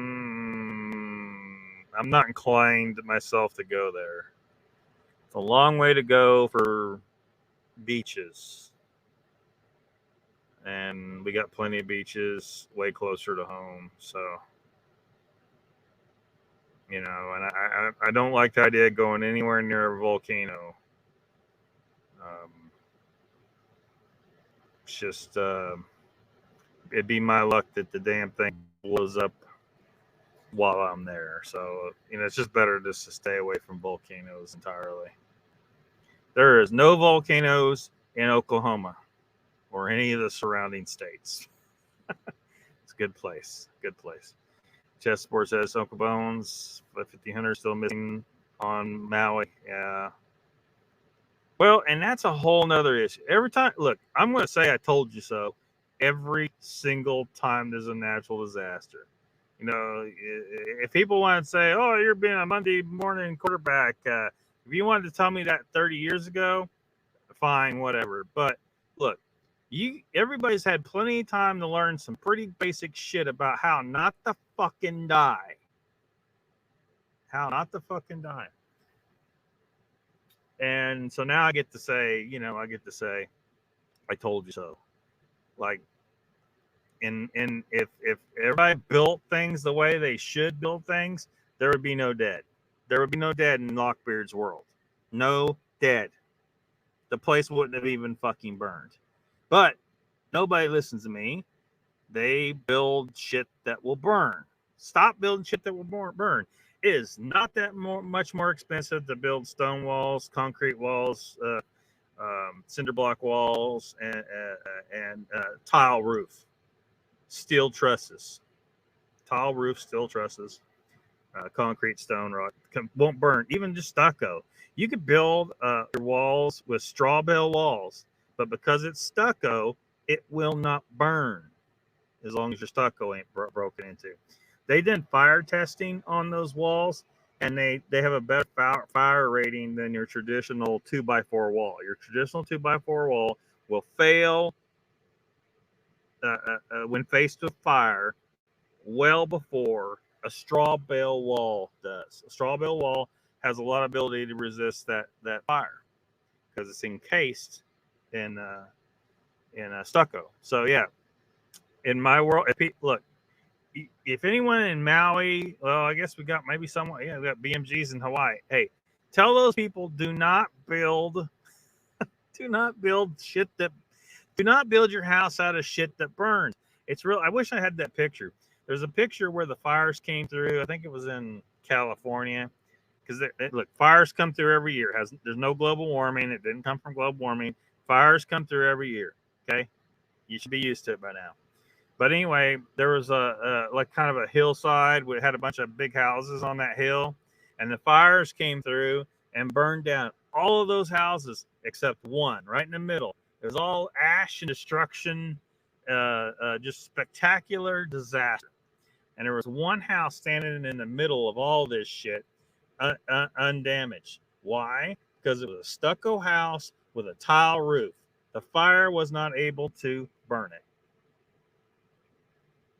You would think neighbors would look at that and say, hey, maybe we should build our house like that. But, I haven't tried to investigate into that and figure out if everyone went back and built houses that burn again, but they probably did. They probably did. Let's get some more wood and build a fire again. you might as well. You're putting a bunch of wood together and thinking, it's gonna be fine.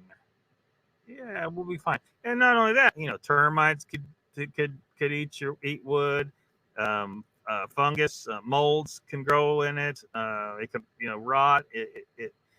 There's a lot of reasons why if you can avoid using wood for building your home, avoid using wood.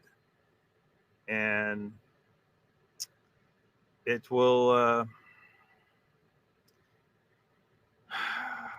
let me put it this way. Even if it costs more to build initially, in the long run, because you don't have to build your house again because a tornado tore it down or a fire come through and burned it down or something. You're still alive. How much is your life worth? How much is your life worth? How much is it worth to you to be safer? Now, ultimately, I think you could do better than just building out of the materials I said and just build underground homes, but that's a whole nother show. If you live in the wilderness, I would imagine an encounter would be inevitable. Yeah, that guy I'm talking about, he worked in the forest for I don't even know how many years, a long time. So he's seen quite a bit of shit, apparently. Breaking impeachment articles filed against Biden for being complicit in Hunter's alleged crimes. See what happens. Yeah, man, they'll never put those guys in jail. The people are going to have to do something. Stand up to the government. They're illegitimate anyway. Then he says concrete and steel is the way to go for building stuff like those Germans in the 40s. Some of their stuff is still around. Yeah. Concrete and steel. Like, a lot of times, like if you find like someone's failed chicken house operation, maybe, talk to people, say, hey, you know anyone that built one of those, those big ass you know, talking about those big old fucking huge chicken house. You know, someone, you know, people get this idea that they're gonna, you know, raise a bunch of chickens and make a bunch of money in the chicken industry, but they end up failing. And so they got this big freaking chicken house sitting out there, and guess what? You got some steel trusses. So hey, can I buy those steel trusses cheap and reuse them? I helped the guy build a shop using some really, I don't know what those, I don't know if those come from a chicken house or not, but they were steel trusses. It's faster. Like once you got your walls up, you put, you know, have the truss upside down, set the ends up on top of the wall, flip it up, bolt it down.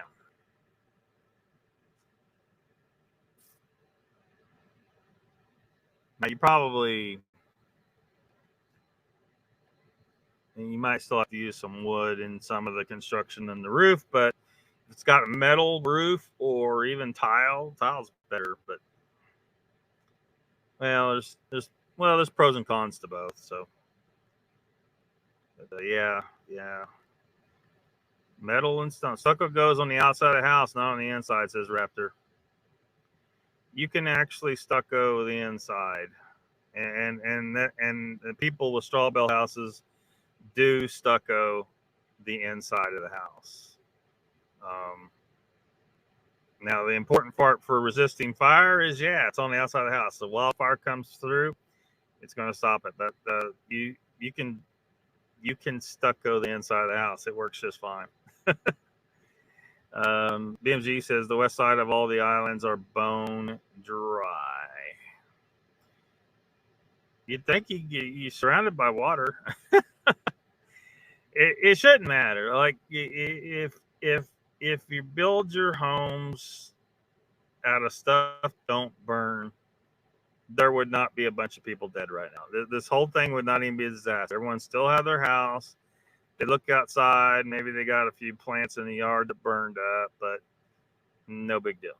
No big deal.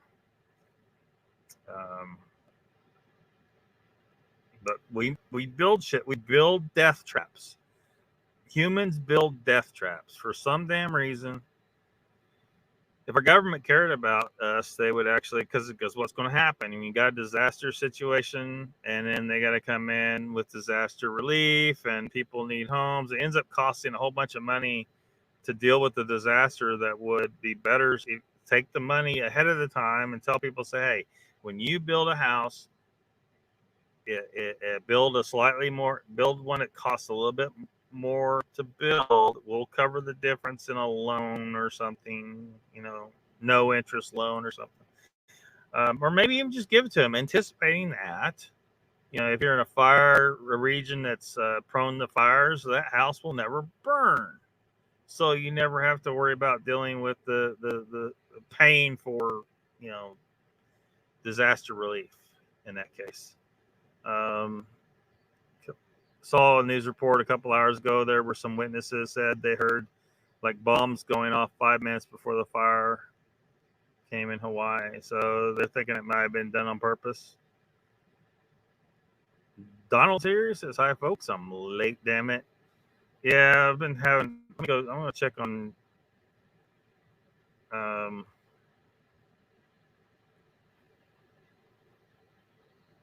YouTube. It looks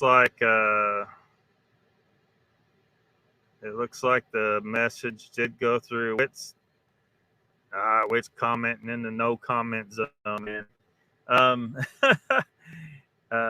It went through earlier. That link was not going through.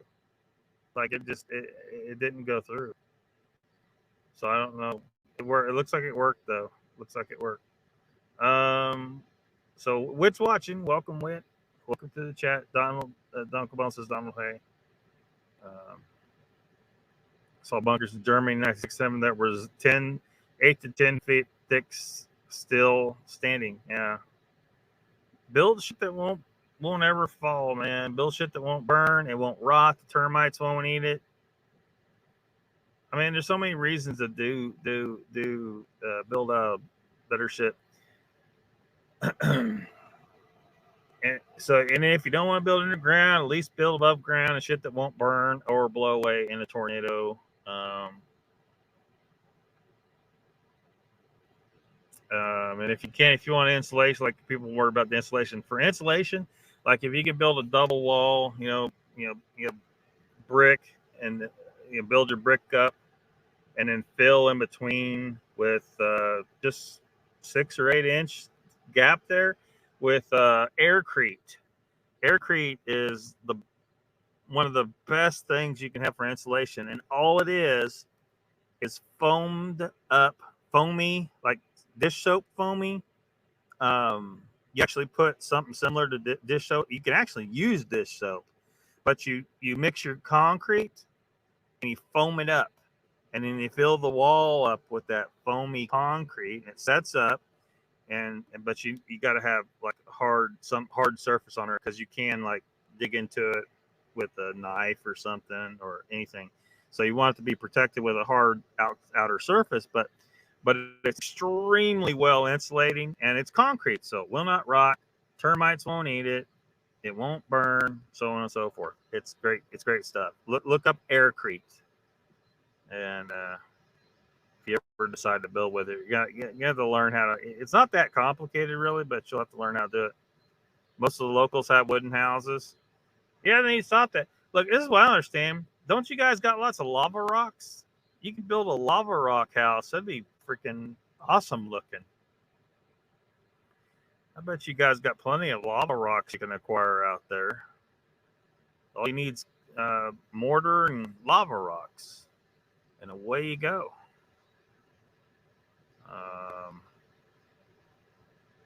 Getting all the highs and hellos. How goes the battle? Just where it says, Donald, did you get the email about judge signing search warrant of the newspaper in Kansas? Yeah, that was a fucked up situation right there. Hopefully they sort that out. Donald says build concrete bunkers, but last year there was a major shortage of certain concrete materials. Yeah, they tried to create a shortage and all kinds of shit during this whole fake epidemic. The toilet paper thing being the stupidest amongst them. There's no reason why there should have been a toilet paper shortage. Did people just suddenly start shitting more? No. Lots of highs, of lows. Rick says I'm in Kansas. Chessboard, I think I missed that one. Yeah, it's kind of a messed up situation. Corruption. It's everywhere, man. Corruption is everywhere. Danny says my hillbilly cousin buried 12 backs of those semi trucks and concreted it over. He has an underground house now with sweet grow rooms. Yeah. Yeah, hopefully, because like those, you talking about the trailers, the semi trailers. They're not the strongest in certain regards. Like they're not really made for. So hopefully, I mean, I'm sure he knew that when he built it and took the proper precautions to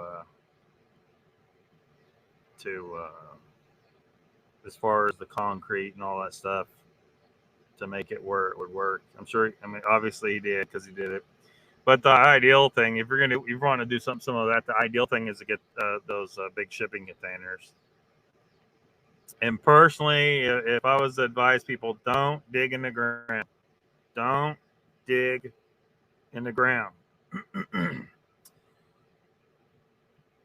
Because I mean, unless you're in a desert or something, but really don't dig in the ground. What you need to do is lay out, is put down some gravel, because you want a gravel base underneath, up above the grade. If you're on flat land, so you get your flat land, you're going to put down some gravel. Probably best to go ahead and put a concrete pad down, but maybe people will cut that corner because they don't, if there's monetary constraints. But if there's no monetary constraints, figure out the layout of your house made out of shipping containers, put a concrete pad for the whole area, you know, and so you want to be up off the ground some. You want to be up above the grade some because of drainage, right? You don't want to have to be pumping water and shit and dealing with that whole bullshit. You know, so like if you have two shipping containers together, maybe you put 8 inches, 10 inches, maybe put some rebar in there, maybe not, between them, and then, block it off, fill in between with concrete. Probably best to go ahead and put the concrete top on it, after you get the walls, and then cover the whole thing over in dirt. Except for where your door is going to be at. And I would say have at least 2 other exits, but if you're going to build underground, don't dig underground, build on top of the ground, and then pile fill around it and on top of it to make a hill. And then you can be a proper hobbit, living under hill. But I live in the backwoods, as Rex. Steel containers they use on the ships make some interesting houses. Yeah. That being said, what I just said a while ago, though, is like if you're going to go ahead and pour concrete between them anyway and rebar, you might as well just build a concrete house and forget the steel containers altogether. But a lot of people like the idea of using the steel container, so, problem is you end up with these narrow rooms. So if you want bigger rooms, then it's going to be an issue. And of course, people like to weld them together and cut openings in between and all that stuff. Maybe it's better to just pour a concrete house. They got these big inflatable dome type deals where you inflate it up and you make your concrete dome using those inflatable forms. So there's things you can do. I mean, this problem for a lot of people is it's unusual to them, it's strange to them, they don't know anything about it, and it's going to cost a little bit more in an initial construction. But at the end of the day, you're going to be way better off down the road, and for many years to come. Your climate control in the house is way, way, way, way less expensive. You probably won't even have to install an air conditioner, just fans. Maybe you still have your duct system, but you're just moving air because the air stays 55 degrees year round. You might actually have to heat it a little bit in the summertime. But if you have a wall on one side that's exposed to exterior, just open the windows and move the air if you need to warm it up a little bit in the summertime, or or in wintertime even, depending on where you're at. But summertime. In the wintertime, just turn on the lights. It'll probably warm it up enough in there. You don't need much heat either because you're only heating it up from 55 degrees. So if it gets that cold, like some people's wintertime don't get that cold. Like people in Florida are like, what are you talking about? What's this 55 degrees down in South Florida? They're not very familiar with that. These low ass temperatures we all get.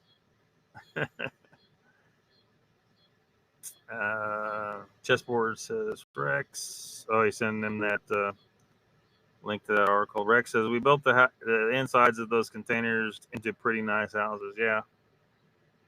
Donald says I would dig in the ground or at least bury it for heating and cooling costs. No, you would still get the heating and cooling costs, but what I'm saying is if you dig it in the ground, you're going to be dealing with water all the time. So instead, build it above ground, above grade, and then cover it over with dirt and make a hill. So you're still underground. You still have the benefits of being underground, but you're not going to have the problems with the water, because all the water sheds off the hill and runs away instead of sinking down and trying to infiltrate your house. There's a lot of reasons why it's better. It's better because there's just a lot of reasons why it's better to just do it that way instead of digging a hole. I mean, yeah, you got to truck in the fill, but But Marion, Kansas has a real nice lake.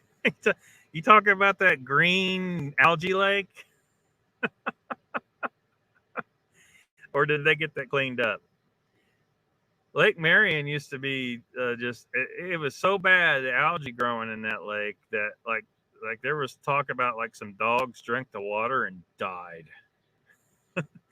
The cost of, because their drinking water came out of there, and the cost of treating the water went up, so everybody's water bill went up, and it was just stupid. And all because humans putting too many nutrients in the water, and the farmers, adding, the fertilize, and a lot of it runs off into the creeks and goes down the river and ends up in Lake Marion, and turned it into an algae hellhole. But it's been years since I paid any attention to what was going on there. Maybe they fixed it. Maybe they actually got their shit together and fixed it.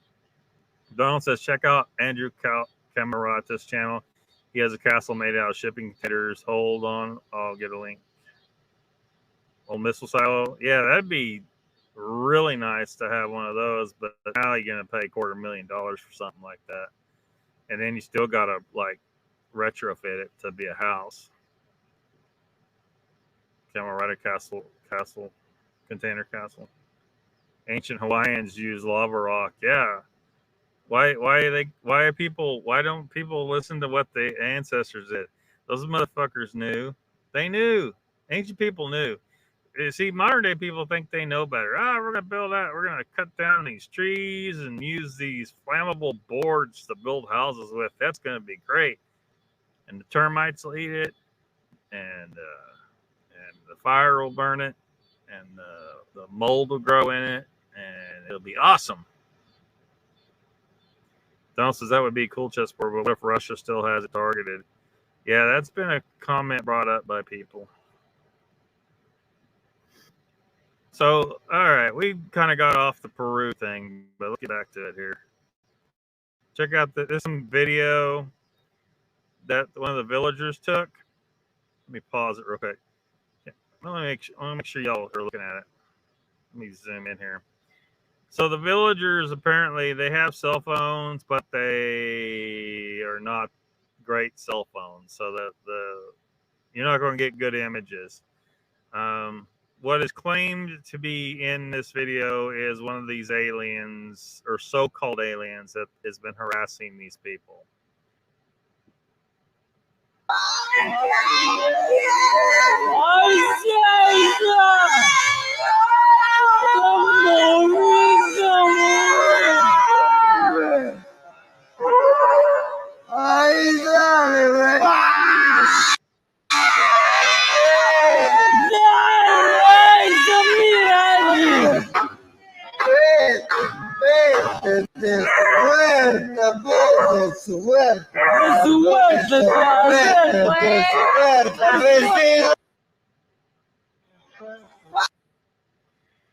As you can see, you can't make out shit in that video. And I don't know what's going on. I think they sped it up or something, or slowed it down. So I tried speeding it up to make it sound better. But anyway, they're freaking out. That green spot there is supposed to be one of these aliens. It's supposed to be, yeah, there's a lot of big farms out there in Marion. Yeah, they ruined that lake. They ruined it. The water, get algae bloom, get going, and water looked like green paint. Donald says, it's a hag on Peruvian marching powder. Oh, here we go. That's Donald's theory about what's going on out here. Of course, we looked at that news broadcast where Yahoo was trying to claim that this is these are illegal gold miners with jetpacks, and who are apparently bulletproof, because there's more video out there. I don't got it, but they were shooting at these things. So if this was some guy, some illegal gold miners, wouldn't they have killed one of them by just accident, as much as they've been shooting at them? But the news is starting to try and claim that that's what we're dealing with, that these are illegal gold miners who have jetpacks so they can float, because these things are floating off. The villagers are saying, look, they lift off the ground, they float away. We shoot at them and it doesn't do anything. So yeah, so I'm calling some bullshit on the media. I think there's some kind of cover up going on here, or something weird. I do not think it's aliens though. Absolutely, that's bullshit. This is not aliens. There's no reason to think this is aliens. Looks like a big bug. Better call Starship Troopers. Has bath-proof oars, 3.5 feet thick, weigh 80 tons. Yeah. Wish I could go back time and get my shit together better and buy one of those things.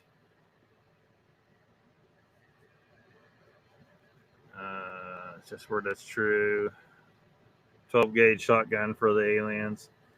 These people got shotguns and shit, but they're not doing anything to them. So that makes me think that they are something really paranormal, ghost or living things that are outside our normal range of frequency range that we can interact with physically.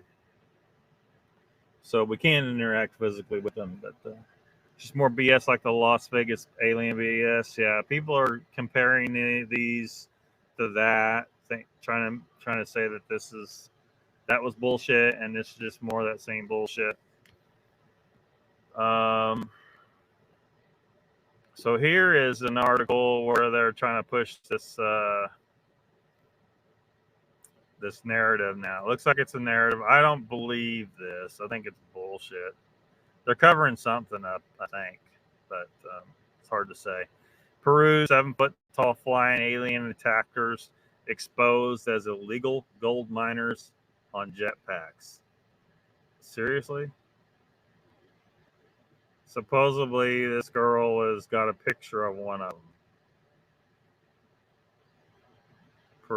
Peruvian government's prosecutors investigating the case believe that criminal gold cartels began using jetpacks to prospect for gold deeper into the Alto Nene jungle. Above, a local team shows an image of the jetpacks she and others witnessed during the flying alien attacks. Reports of 7-foot-tall aliens terrorizing villagers in Peru stunned the world this week, with local leaders describing the armored and floating menaces as impervious to bullets. The locals also compared their attackers to green goblins and local Peruvian superstition about Los Palacaras, the face peelers. But now Peruvian law enforcement has offered a new suspect. Illegal gold mining crime syndicates, they said, are to blame. Branches of the storied drug cartels like Brazil's El Primero Comando de Capital, Colombia's Clan del Golfo, FARC, and others who have ravaged Latin America for decades. Peru's National Prosecutor's Office, which is now investigating the alien attacks, has pointed the finger at these gold mafias who have been partially ejected from Brazil and Colombia by their militias. Now, in Peru, these jetpack flying gold cartels hope to inspire fear with their bizarre campaign of alien terror. According to prosecutors, keeping the locals in their homes and away from cartels' illegal gold pits. Prosecutors suspect that these illegal mining cartels first used their jetpacks to prospect for gold deeper into the unforgiving jungles surrounding Peru's Nene River. Members of Peru's small Achaeos population are surrounded by dense forests in rural Alto Nene, where gold has deposited itself like silt into the river along the Nene River tributaries that flow into the Amazon.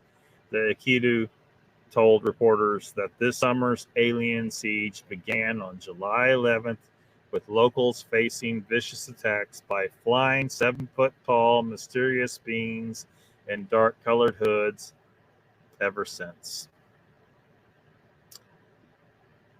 I just don't know. It seems really far-fetched. Don't want to slam your toe in that door on those bunkers. Yeah, that'd be bad. That'd be bad. We are in a thunderstorm. Here comes the buffer. Yeah, I think I might be in a well, it says we're supposed to have something that came through, and the radar was showing some, but it could have just petered out. It ain't heard any rain.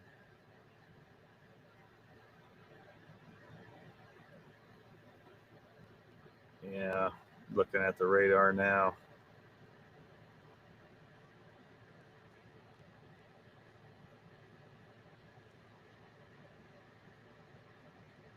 Takes a little bit for it to load, but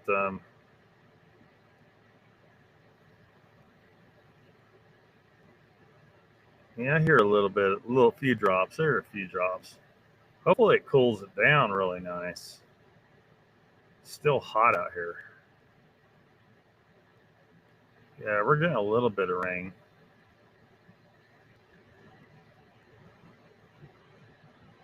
Yeah. Not anything heavy, but we're getting a little bit. Looks like there might be some heavy stuff coming. I don't mind if it do. Don't mind. Looks like one of them water jet packs.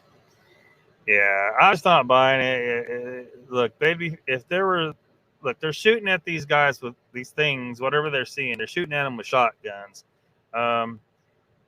So they would have the man would have to be armored. The jetpack would have to be armored. I mean, because they hit the jetpack and the guy falls out of the sky. You know, he's going to hit the ground and he's going to be toast.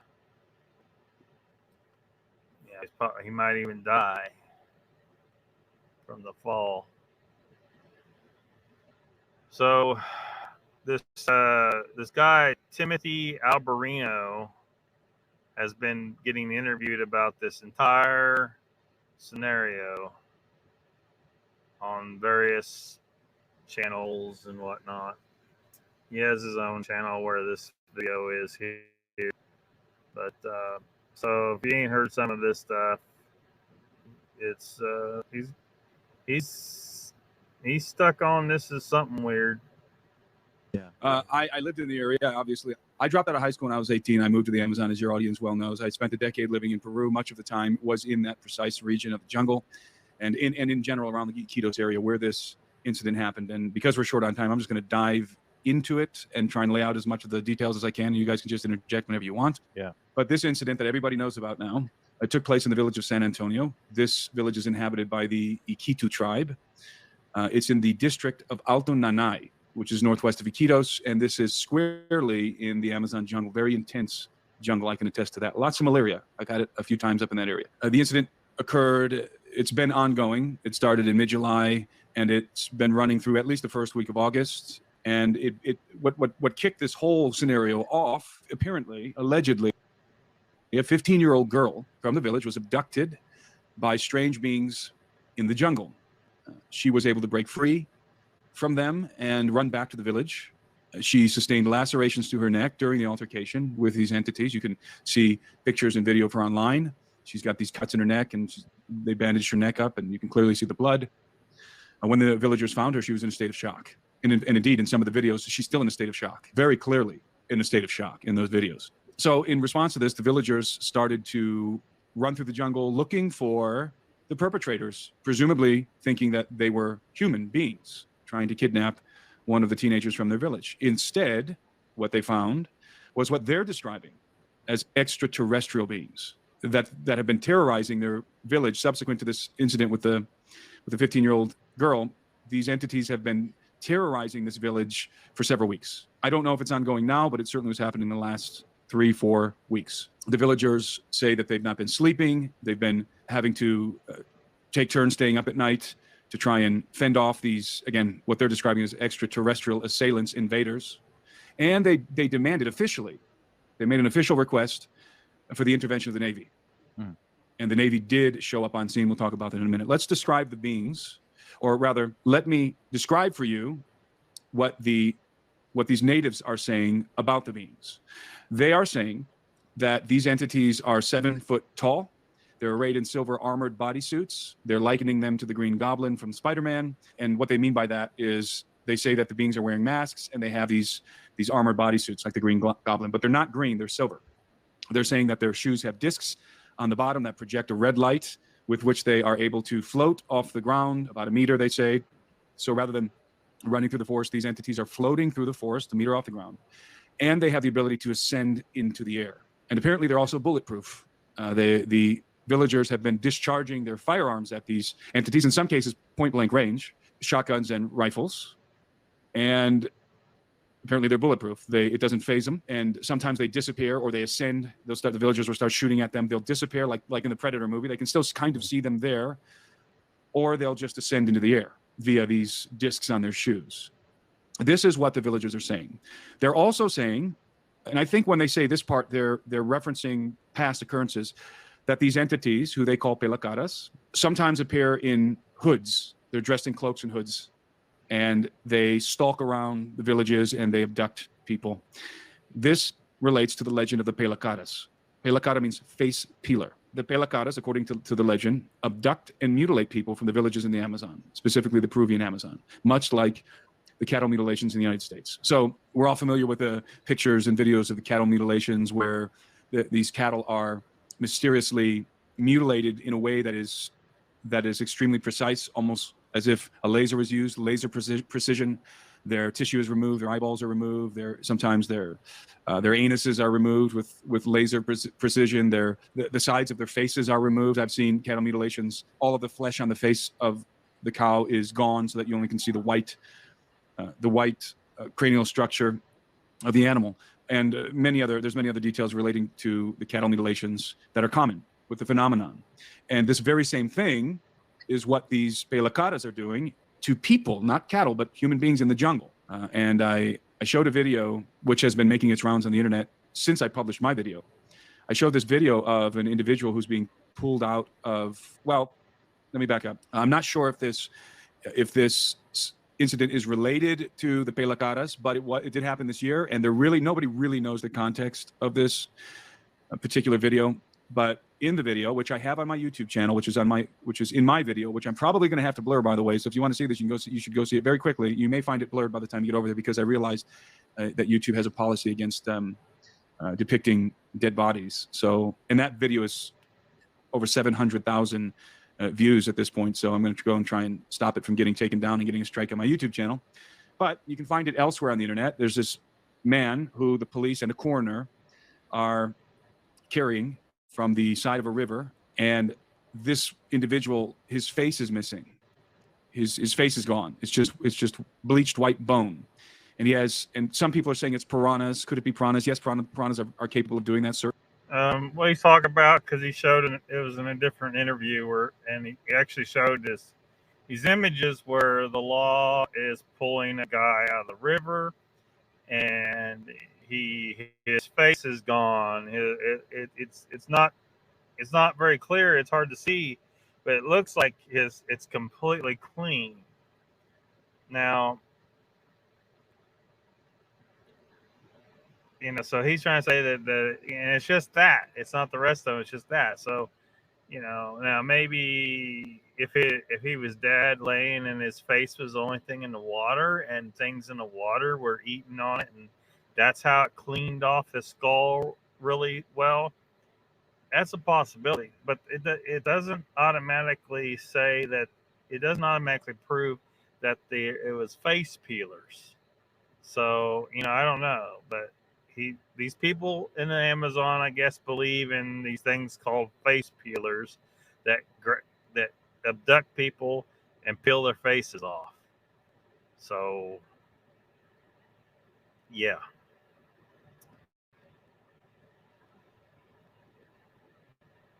Certainly. But what's very strange about this video is you'll notice, if you see the video, that there's his face is like been surgically removed. It does not look like it was the action of carnivorous fish.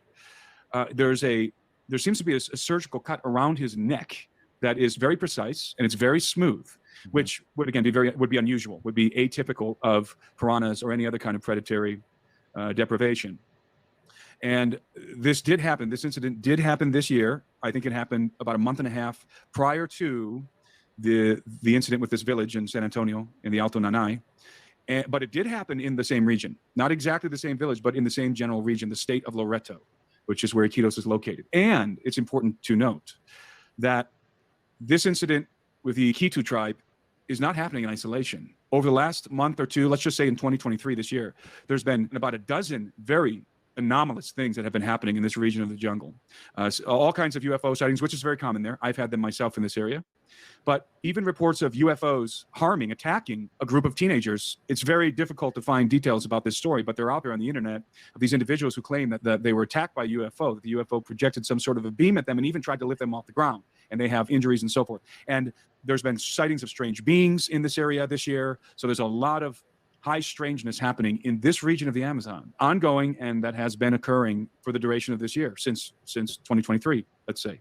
And so, as I said, this incident is not happening in isolation. And so to wrap up the details of this incident, the Navy did show up and the police to conduct an investigation. They were on site. And because it got picked up in the mainstream media in Peru, and by the way, the media was covering it in a very serious, grave manner. They were not joking about it. I was very surprised, actually, how serious the coverage was regarding this incident in the Peruvian media. And so the Navy showed up on scene, they conducted an investigation, and they concluded recently, after conducting their quote unquote investigation, they concluded that the intruders are not extraterrestrials, but rather these are miners, illegal miners who are mining for gold in the rivers, who are attempting to drive this tribe away from the area because the tribe has legal right to this area. They're trying to drive them out so that they can mine in the river around the village and in the general area. They're even saying, because a lot of people are pointing out that, wait a minute, these things are floating off the ground. These things are there's behaviors here that are obviously beyond the capabilities of Peruvian illegal miners. And so what is the response from the Navy, from the police and the Navy in Peru? Oh, the miners have jetpacks. Mm-hmm. The miners are wow. The miners are flying around with jetpacks and drones and are attempting to terrorize and drive away the Iquitos people inhabiting this region. Obviously preposterous. Preposterous. I mean, I just can't believe that they're actually pushing this narrative. Now, I should also say, before I completely wrap up, I should also say that there's video online and in my video on YouTube of the villagers running around at nighttime with flashlights, firing into the jungle, discharging their weapons into the jungle. They're obviously very disturbed, very distraught. They're in a state of panic and terror. All the women and children are huddled in the middle of the village, while the men are running around the outskirts, trying to ward off these, again, in their words, extraterrestrial intruders. And they're flashing their lights into the trees around their village. And in some of these videos, I'm going to contend that you can clearly see tall, gray aliens. And I've looked at the stills of these videos. I featured it in my own video. I've watched other videos. We've done some. Yeah, so this guy, you saw the video, one of the videos a while ago. I just showed it. There's nothing clear about that. I don't think you can clearly see shit. He's claiming he can clearly see. He wants to see those aliens in there, I think. I think he wants to see these tall grays in there. And so, I don't know. I think this guy's biased. I don't see any of these images being clear enough to really see what the hell it is. Some enhancements of our own, and I'm telling you, you're looking at tall gray aliens. Now, are these people dressed up in costumes? Is this some sort of a hoax? Is it holographic? I don't know, but I'm just saying that you can see these beings in the footage. They have the typical bulbous heads with the almond-shaped eyes. They actually look more like insectulins. They are, presumably, they are 7 foot tall. They're not the small grays. They're definitely large. They look very much like, I'll take a break before we segue into this. They look very much like what we saw in the Vegas incident. But these beings are there. They're on camera. And the footage is clear enough to where you can actually see them moving their heads around. It's not static. These entities are actually looking around, and they're kind of up behind a tree. So either they're floating there or they're sitting in the tree in this particular video. And I looked closely at this video yesterday, and I noticed that there wasn't just one. There was actually 2 or 3 grouped together up there. And you can see their almond-shaped black eyes. Me and Doug noticed that you could even see the glare of the flashlight off of their eyes. Eye shine.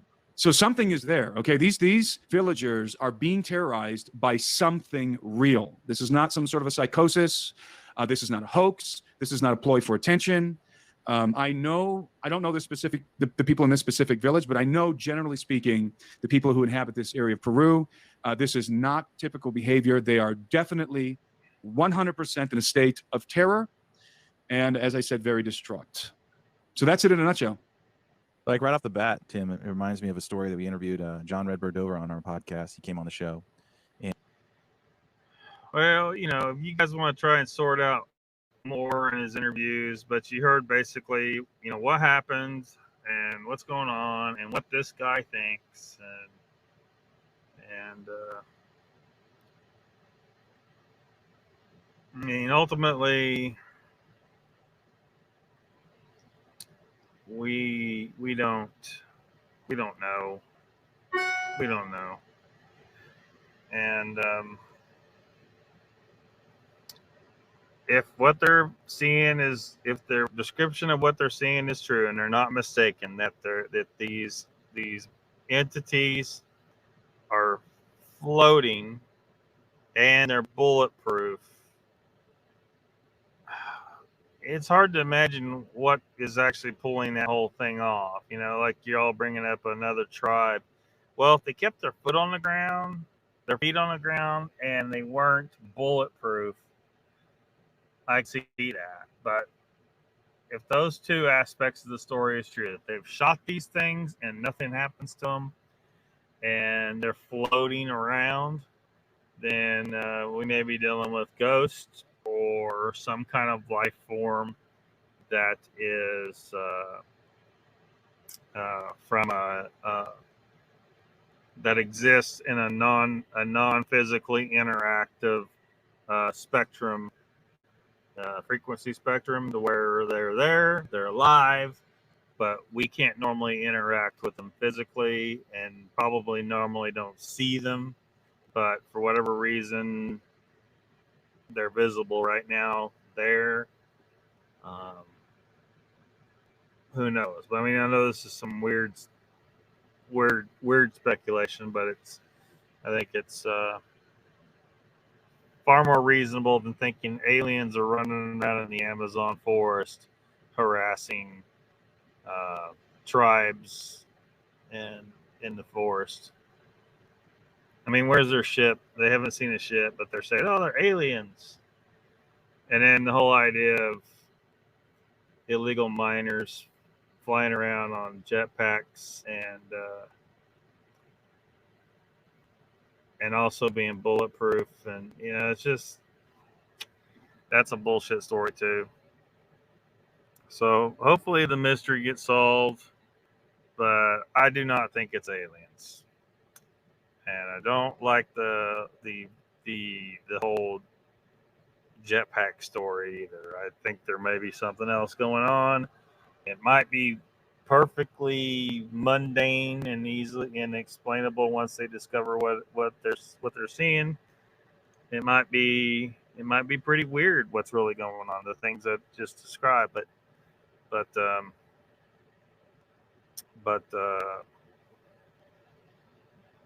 yeah, I mean, the illegal miners, look, I don't hear these people saying they're hearing, like, if they were using a jetpack, you'd think they would hear that.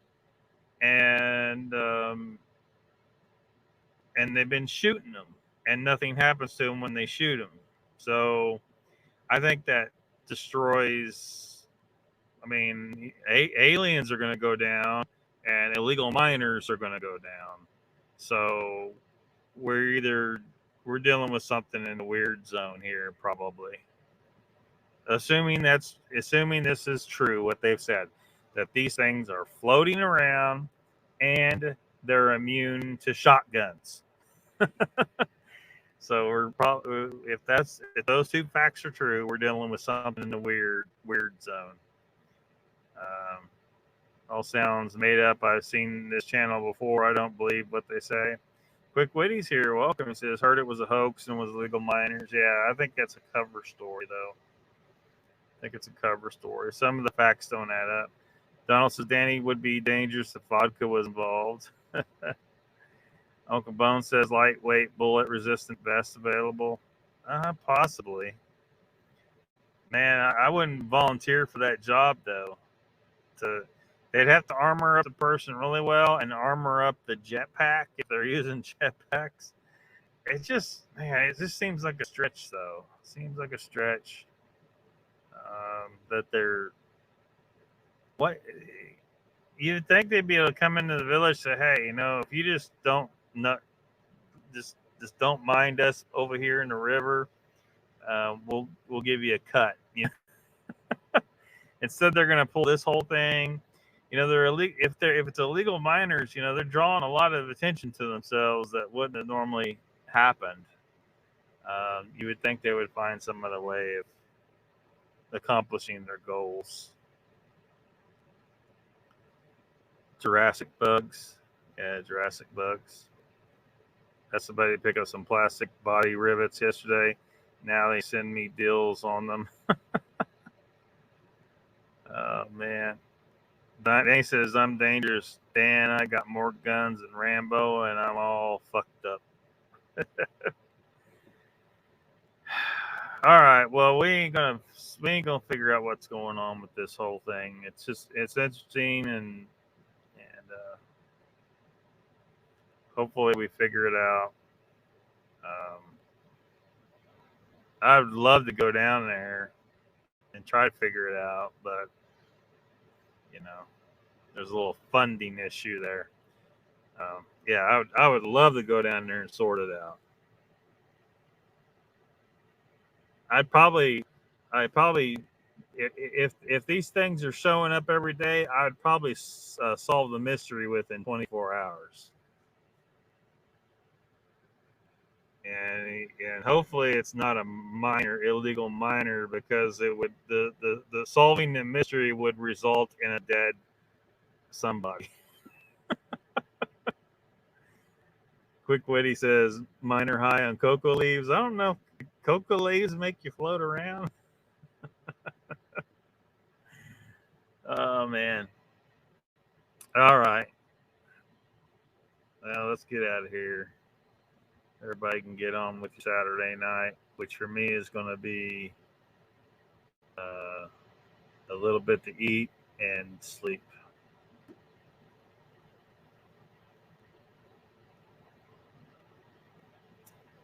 So,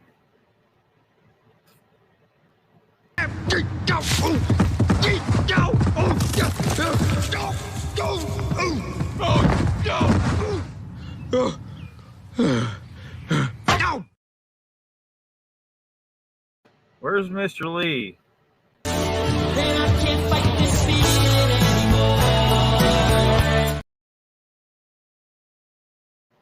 anybody figure out what Mr. Lee's real story is? Why he is not hanging around? And Ruthless, where are you at? I like to fuck my cat. Yeah.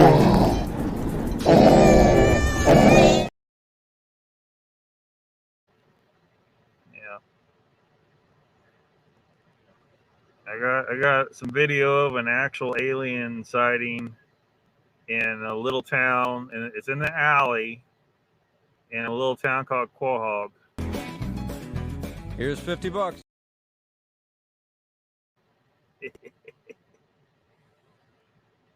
I got another alien sighting, and it is in a town called South Park. Jesus Christ!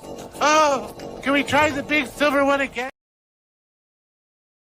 You know, these gray aliens are kind of nasty. Their 50 caliber half gun will travel. Yeah. Somebody come out there with a 50 cal. They ain't. That's gonna bring them down, I think. Don't blame Mr. Lee. These Bigfoot shows have turned into a big joke lately. Yeah. And we've all been discussing it. And I've stopped watching everybody except for Squatch America and Satch. Sasquatch Speaks. Hominin X Inquiry now is what he's called. Joe. I watch him whenever he's live. Doesn't seem to be a consistent schedule anymore, but if he comes on, I'm online. If I see him, I'll watch. And But Squatch America is really becoming my only regular show, and it's like 1 hour on Wednesday nights now, 7 p.m. Central. But and that's it, because everyone, I've just been disappointed by everybody, you know, for different stuff, you know. But yeah. Raptor says, Mr. Lee, he's around. He's using different incognitos. Is he? So he isn't just gone. He's like using other names. Why is he doing that, though? I don't know. Like, I'm not understanding. Like, it seemed like some people were speculating that he's like sick or hurt or something. And, you know, is he squatching? Is he out in the woods? Did he get hurt doing something crazy, or did he run across a Yeti and get beat up, or a Scotsman? You know, we're inquiring minds want to know: is Mr. Lee okay? And or is he just fed up with the whole Bigfoot space? You know, is he going to come back? Is he in jail? Seems like that's been some speculation somewhere that he's gone to jail. Raptor, show us your evidence. Raptor says, yes, making up stories must be the thing to do. Make up stories and make money on YouTube without real proof. Yeah, that's the thing I've been fed up with. Like, and it sucks because, you know, I don't make a lot of money.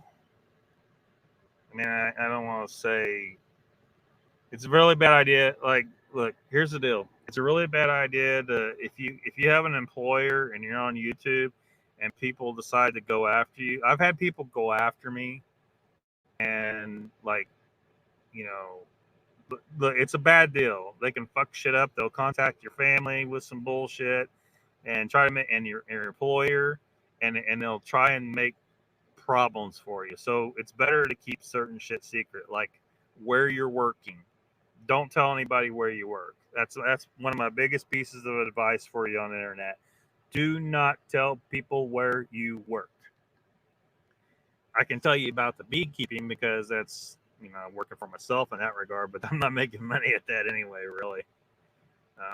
Nobody bought shit this year.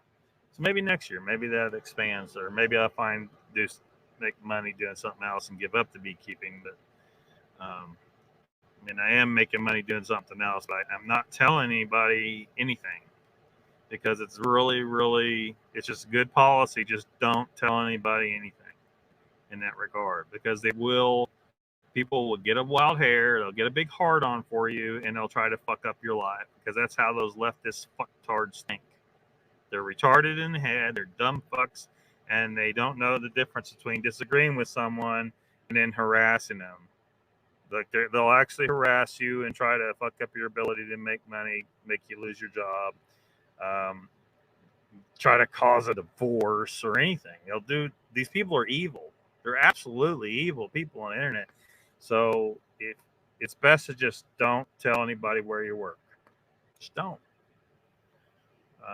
If you're doing something like this, especially, because people watch and they'll see me say an opinion about politics, and they'll lose their goddamn mind, and they'll go psychotic and try to do the big old hard on for you, and try to fuck up your life. So,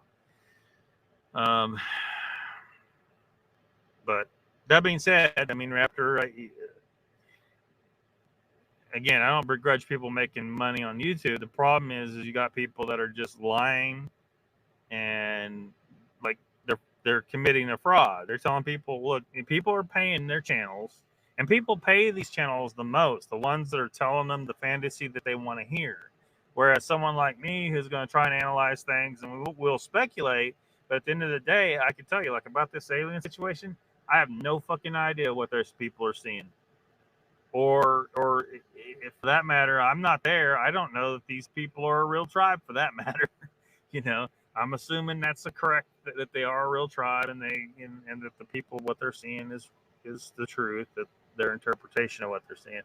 But beyond that, I'm not gonna come on here like some people will tell you and say, oh yeah, I shot at a dog man 400 times or however many times it was, and the bullets bounced off, and that thing, you can't kill it. And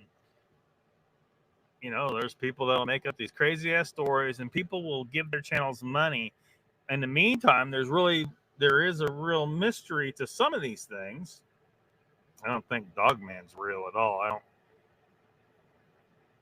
If Dogman's real, I'll find it while looking for Bigfoot. That's how I'll find it. But I don't think I think it's a ridiculous concept. But Bigfoot, if that money that was going to these guys could funnel to someone like me, so that I could actually go out and use my skills and my knowledge to actually an actual scientifically minded investigation into these potential hominins hiding in the woods. I'm far more likely to find something that's real, than these guys that are out here lying. Why? Because they're not actually doing real investigation. Look. It's great to go out and camp and maybe get some interaction. That's great and all, but as far as actual scientific discovery, that's not going to achieve it. Because when you enter the woods under those circumstances, everything there knows you came, the Bigfoot especially, and you're not going to get any great evidence. You might find some footprints. Maybe you get lucky and you find some hair, but you're not going to get a body, and you're not going to get the great footage. Typically, there's a different approach that would need to happen, but it's not going to happen because everyone gives their money to the people that gives them their fantasy now, because they want it now. One thing they want is they want it now, and the other thing they want is they want their particular idea about Bigfoot to be told to them, to be reinforced by you telling the story. So if it's a person who believes Bigfoot telepathically communicates with people, which they call mind speak for some damn reason, but it's telepathic communication. If they like that idea for whatever reason, they want to believe it, so they want to throw money at a YouTube channel that will tell them what they want to hear, and that's it. I'm not here to tell you what you want to hear. I'm here to tell you what I think is true and what logic would seem to support, what science would seem to support, and fully admit that we actually don't know shit about certain things. And you can't get to the truth if you arrive on the bias train from the very start. And that's what a lot of those channels are doing. So, I mean, I would call them a fraudulent channel, where they're presenting a fraudulent message just to get people to pay them for lies. And that's not what I want. I want the truth. I want to know what the truth of these things is. I want to know what's bugging these people in this village. I would love to go there personally and slay the fuck out of something.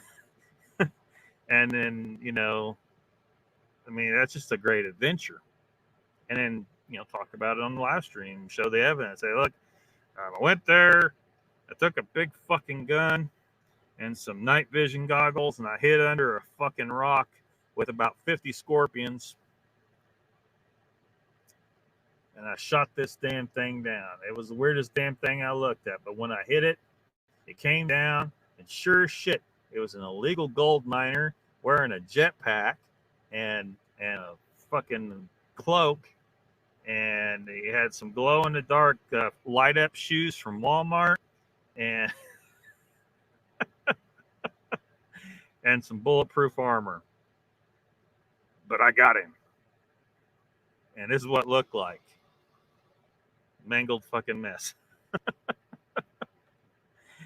BMG says it's still early here. Yeah, it's getting a little. I don't want, maybe I'm getting old. Start winding down by now. Quick, what he says, same old, nothing going to change. Melba back, yeah, Melba, yeah, MK back, same old bullshit, yeah. A lot of them, they come back around trying to do the hoax all over again. Rick Dyer, it's over on TikTok or some shit, but he's back saying, I'm the best Bigfoot hunter ever. Shut the fuck up, you lying ass motherfucker. BMG says, I had a late lunch. Squashing Cowboys here. What's up? He says, they told me he was taking a break from the internet. So that's it, huh? Rapper says, Uncle Bones, what are you talking about? Proof of what? I can't post anything. My lawyer will stop it. Huh? What? Cowboy says, thank you. See, taking a break is fine. Quick Witty says, right now everyone is just asking for money to do research, just scamming. I saw Doug Hijack asking for money too. Isn't he a millionaire? Why does he need funding? Well, this is where we can speculate. I don't know. I mean, why is it? Is it because he just wants more money? Is it because his job here is to lead you in the wrong direction? And I do think he's leading you in the wrong direction. See, the government don't want you to know. The government does not want you to hear this. Bigfoot is very clearly morphologically human. And the behaviors and the ability to stay hidden from us would also indicate intellectual ability at our level or better, further supporting that they are Homo sapiens, not even a separate species of human. I think they are actually Homo sapiens, and they're just a big, hairy race of people. And the government don't want you to know they're there because right now, because the government used to just experiment on black people, right? And they can't get away with that anymore. But what they can do is they could go round up some Bigfoot people and use them for horrible human experimentation. And as long as you don't know that the Bigfoot even exists for sure, they can get away with horrible human rights abuse, and nothing happened to them. So they don't want you to know that. They want you to believe these assholes out here telling you, these are some interdimensional, portal hopping, alien, or they're just fucking fake. It's just bullshit. But there's going to be a certain number of people who don't believe they're bullshit, so they want to twist you to believe there's something weird instead of just being a race of people, actual humans that live in the forest, and they're just really elusive.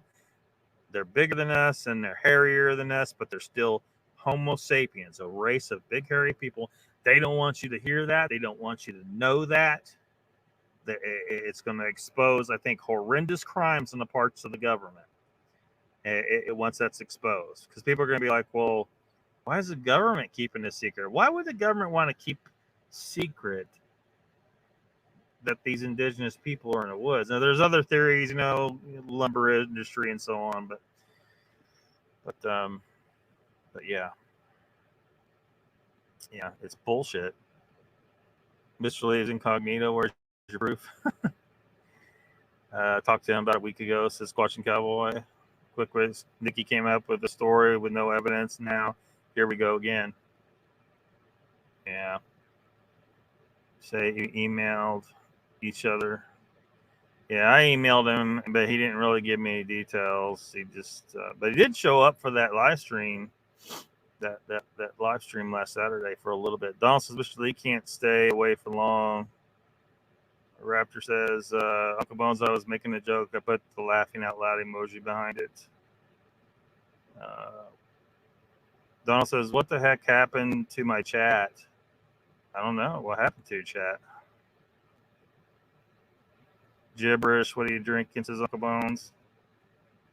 Donald says, Lockbeard is addicted to caffeine pills. I am addicted to caffeine, but usually I just take a half of one a day now to keep the headaches away.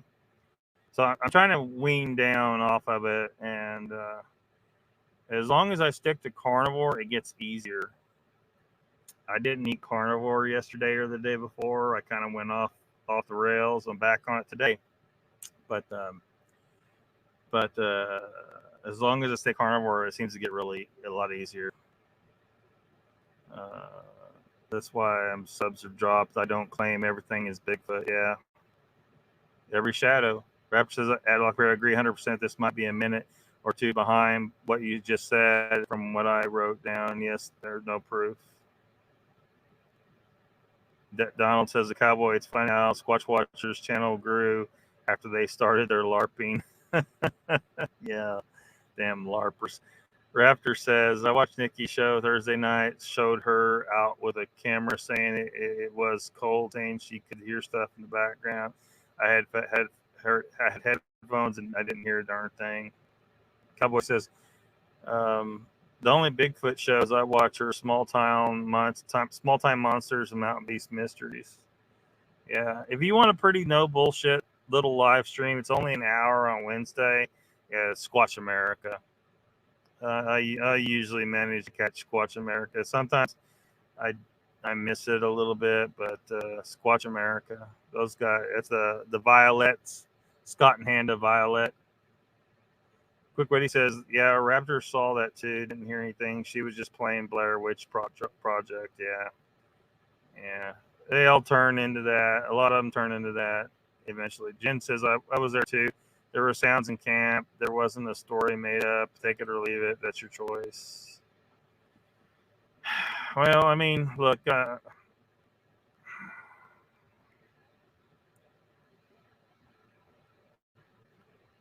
rimmer, the whole rim thing, right? I'm still, call me butthurt, but I was willing to consider that they were mistaken, and because I just said that they were mistaken, I was attacked by Nikki and Mogs in one of their live streams. They, were all mad. I don't think they actually dropped my name, but everybody knew who they were talking about, and they were mad because I suggested that their friends might be mistaken about what they think they saw. And I wasn't trying to attack them. I'm just trying to say, look, we have to be willing, even your friends, to point out when it looks like they were mistaken about what they saw. If we can't do that and analyze these things and say, look, these are situations that can happen where someone might be mistaken, and this will help us get to the truth if we can honestly assess situations like that and say, look, it looks like they were mistaken in this case. And the video and the pictures clearly showed to me that there was no evidence that there was something there, and what they were calling something was just a trick of light. That's what the evidence shows.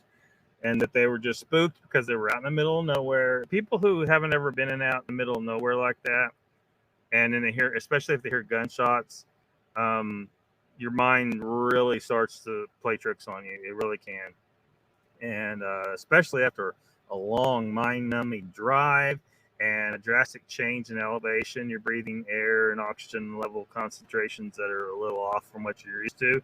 The whole thing spells potential for being a little freaked out, and just increases the possibility of being mistaken. And because I suggested that, not trying to attack them, but just say, look, just especially because Jay was really upset, and I would hope that this would allow him to look back at that memory and kind of chuckle at himself that he got so spooked and realized that he wasn't actually in any kind of danger and everything was fine and it was just a mistake.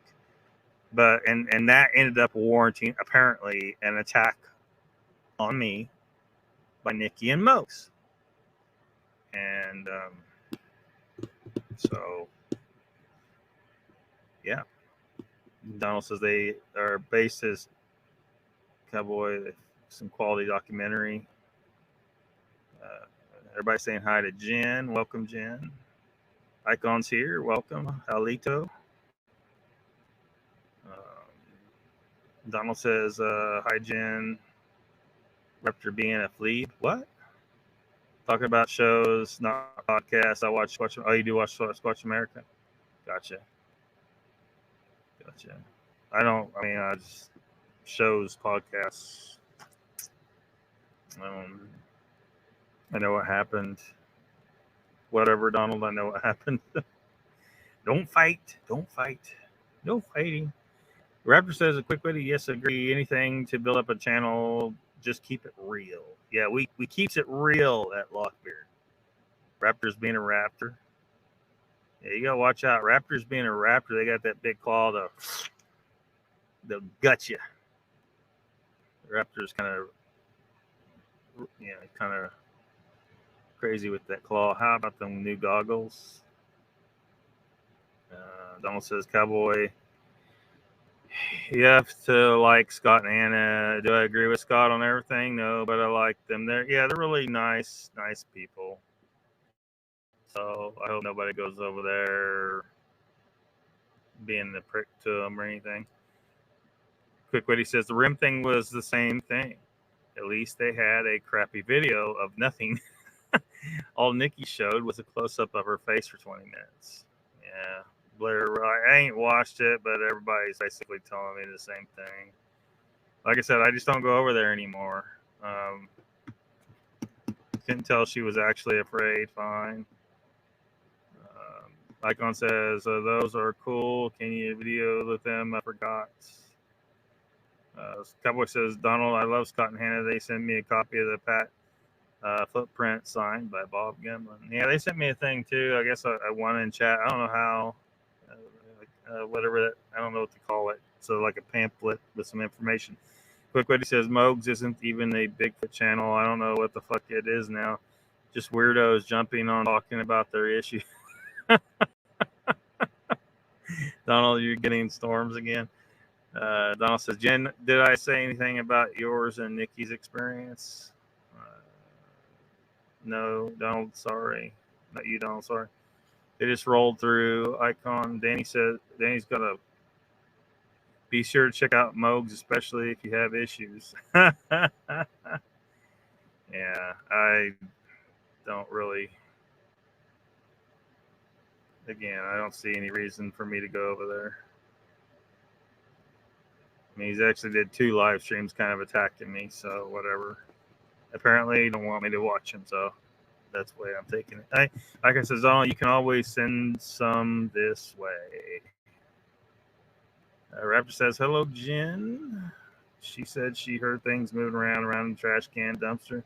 Had my headphones on, didn't hear anything. Just don't mix up. Love you both. Well, I mean, if I hear anything messing around with a trash can, my first thought is raccoons, bears, bums digging for food. You know, I mean, yeah, there's a lot of things. You can't just jump to Bigfoot. Donald says, Raptor, what about footprints they found in the camp the morning? I haven't seen people say, oh, this is a footprint. And I look at it, I'm like, yeah, I'm not buying it. I'd have to be there. A lot of times I'd have to be there. Say, look, okay, if you say there's a footprint here, there should be a footprint roughly here. And if you can't find one there, then you need to try to figure out where another one would be. But if you can't find a trackway and you got one individual footprint, and when I look at it, I see, well, this could be just a random formation that just happens to be shaped roughly like a footprint, but it's clearly not an unmistakably a footprint, then you ain't got a footprint, you know. So, but I haven't seen this one. Like I said, I don't go over there. I'm in the no bullshit zone, and I've kind of identified certain areas being acting like they're no bullshit zones, but they apparently aren't 100% no bullshit zones, and so on and so forth. So yeah. Jen says, what wasn't made up after it did happen? I'm not going to argue with you. Yeah, don't argue. We're getting ready to shut her down here in a minute. Icon's getting dry out there in Montpelier. Maybe trouble reservoir about to bust. Not worth time. Brandy says, I didn't hear anything in the video. However, Nikki did not claim it was Bigfoot. She was just sharing. And she said before she left that she would share everything. Thank you, Brandy. And welcome into the chat. I think Brandy mostly lurks because she don't want to talk to you people. Quickly says, it's raccoons. People don't normally go in the woods. Wouldn't know. Yeah. Well, I don't know. I ain't listened to the video, so whatever. You know, I'm relying on you people. So for anything about that, Raptors told you personally she wasn't going to bring any evidence that would be what you want. Yeah, they were just on a glorified camping trip, Raptor. It sounds like. Donald, I didn't see anything about the footprints. Those can be faked real quick. Permacast or somebody else's foot. Nikki wouldn't fake her experience. She has better morals than that, says Donald. Everybody saying hello. I guess Brandy is Uncle Bone's daughter now. Quick witty raccoons have human-sized footprints. Icon says, Donald, we're down about 5 inches. It isn't too bad. Just boring for us storm spotters. Yes. Tired of hearing about the climate crap associated with it, though. Yeah, this climate bullshit it's global boiling now. Oh my gosh. Raptor says, Jen, I'm not trying to argue with you either. I'm just glad you girls had a good time. No big deal. And yes, I'm now blocked. Just keep it real. Danny says, I didn't hear nothing either, but it was I was shit-faced drunk. Brandy says, I just don't understand why there always has to be a complaint. Just because we didn't hear anything doesn't mean we were not there. Yeah. Yeah. Quick witty says, Donald, those were not tracks. Why didn't they cast? I believe Nikki. Danny says, I believe Nikki. If she said it happened, it probably did. Yeah. Icon says, Brandy, how you been? Okay, we need to get out of here. Thank you all for coming. And I will. Hold on a second. I will see you guys next time. Be cool to each other.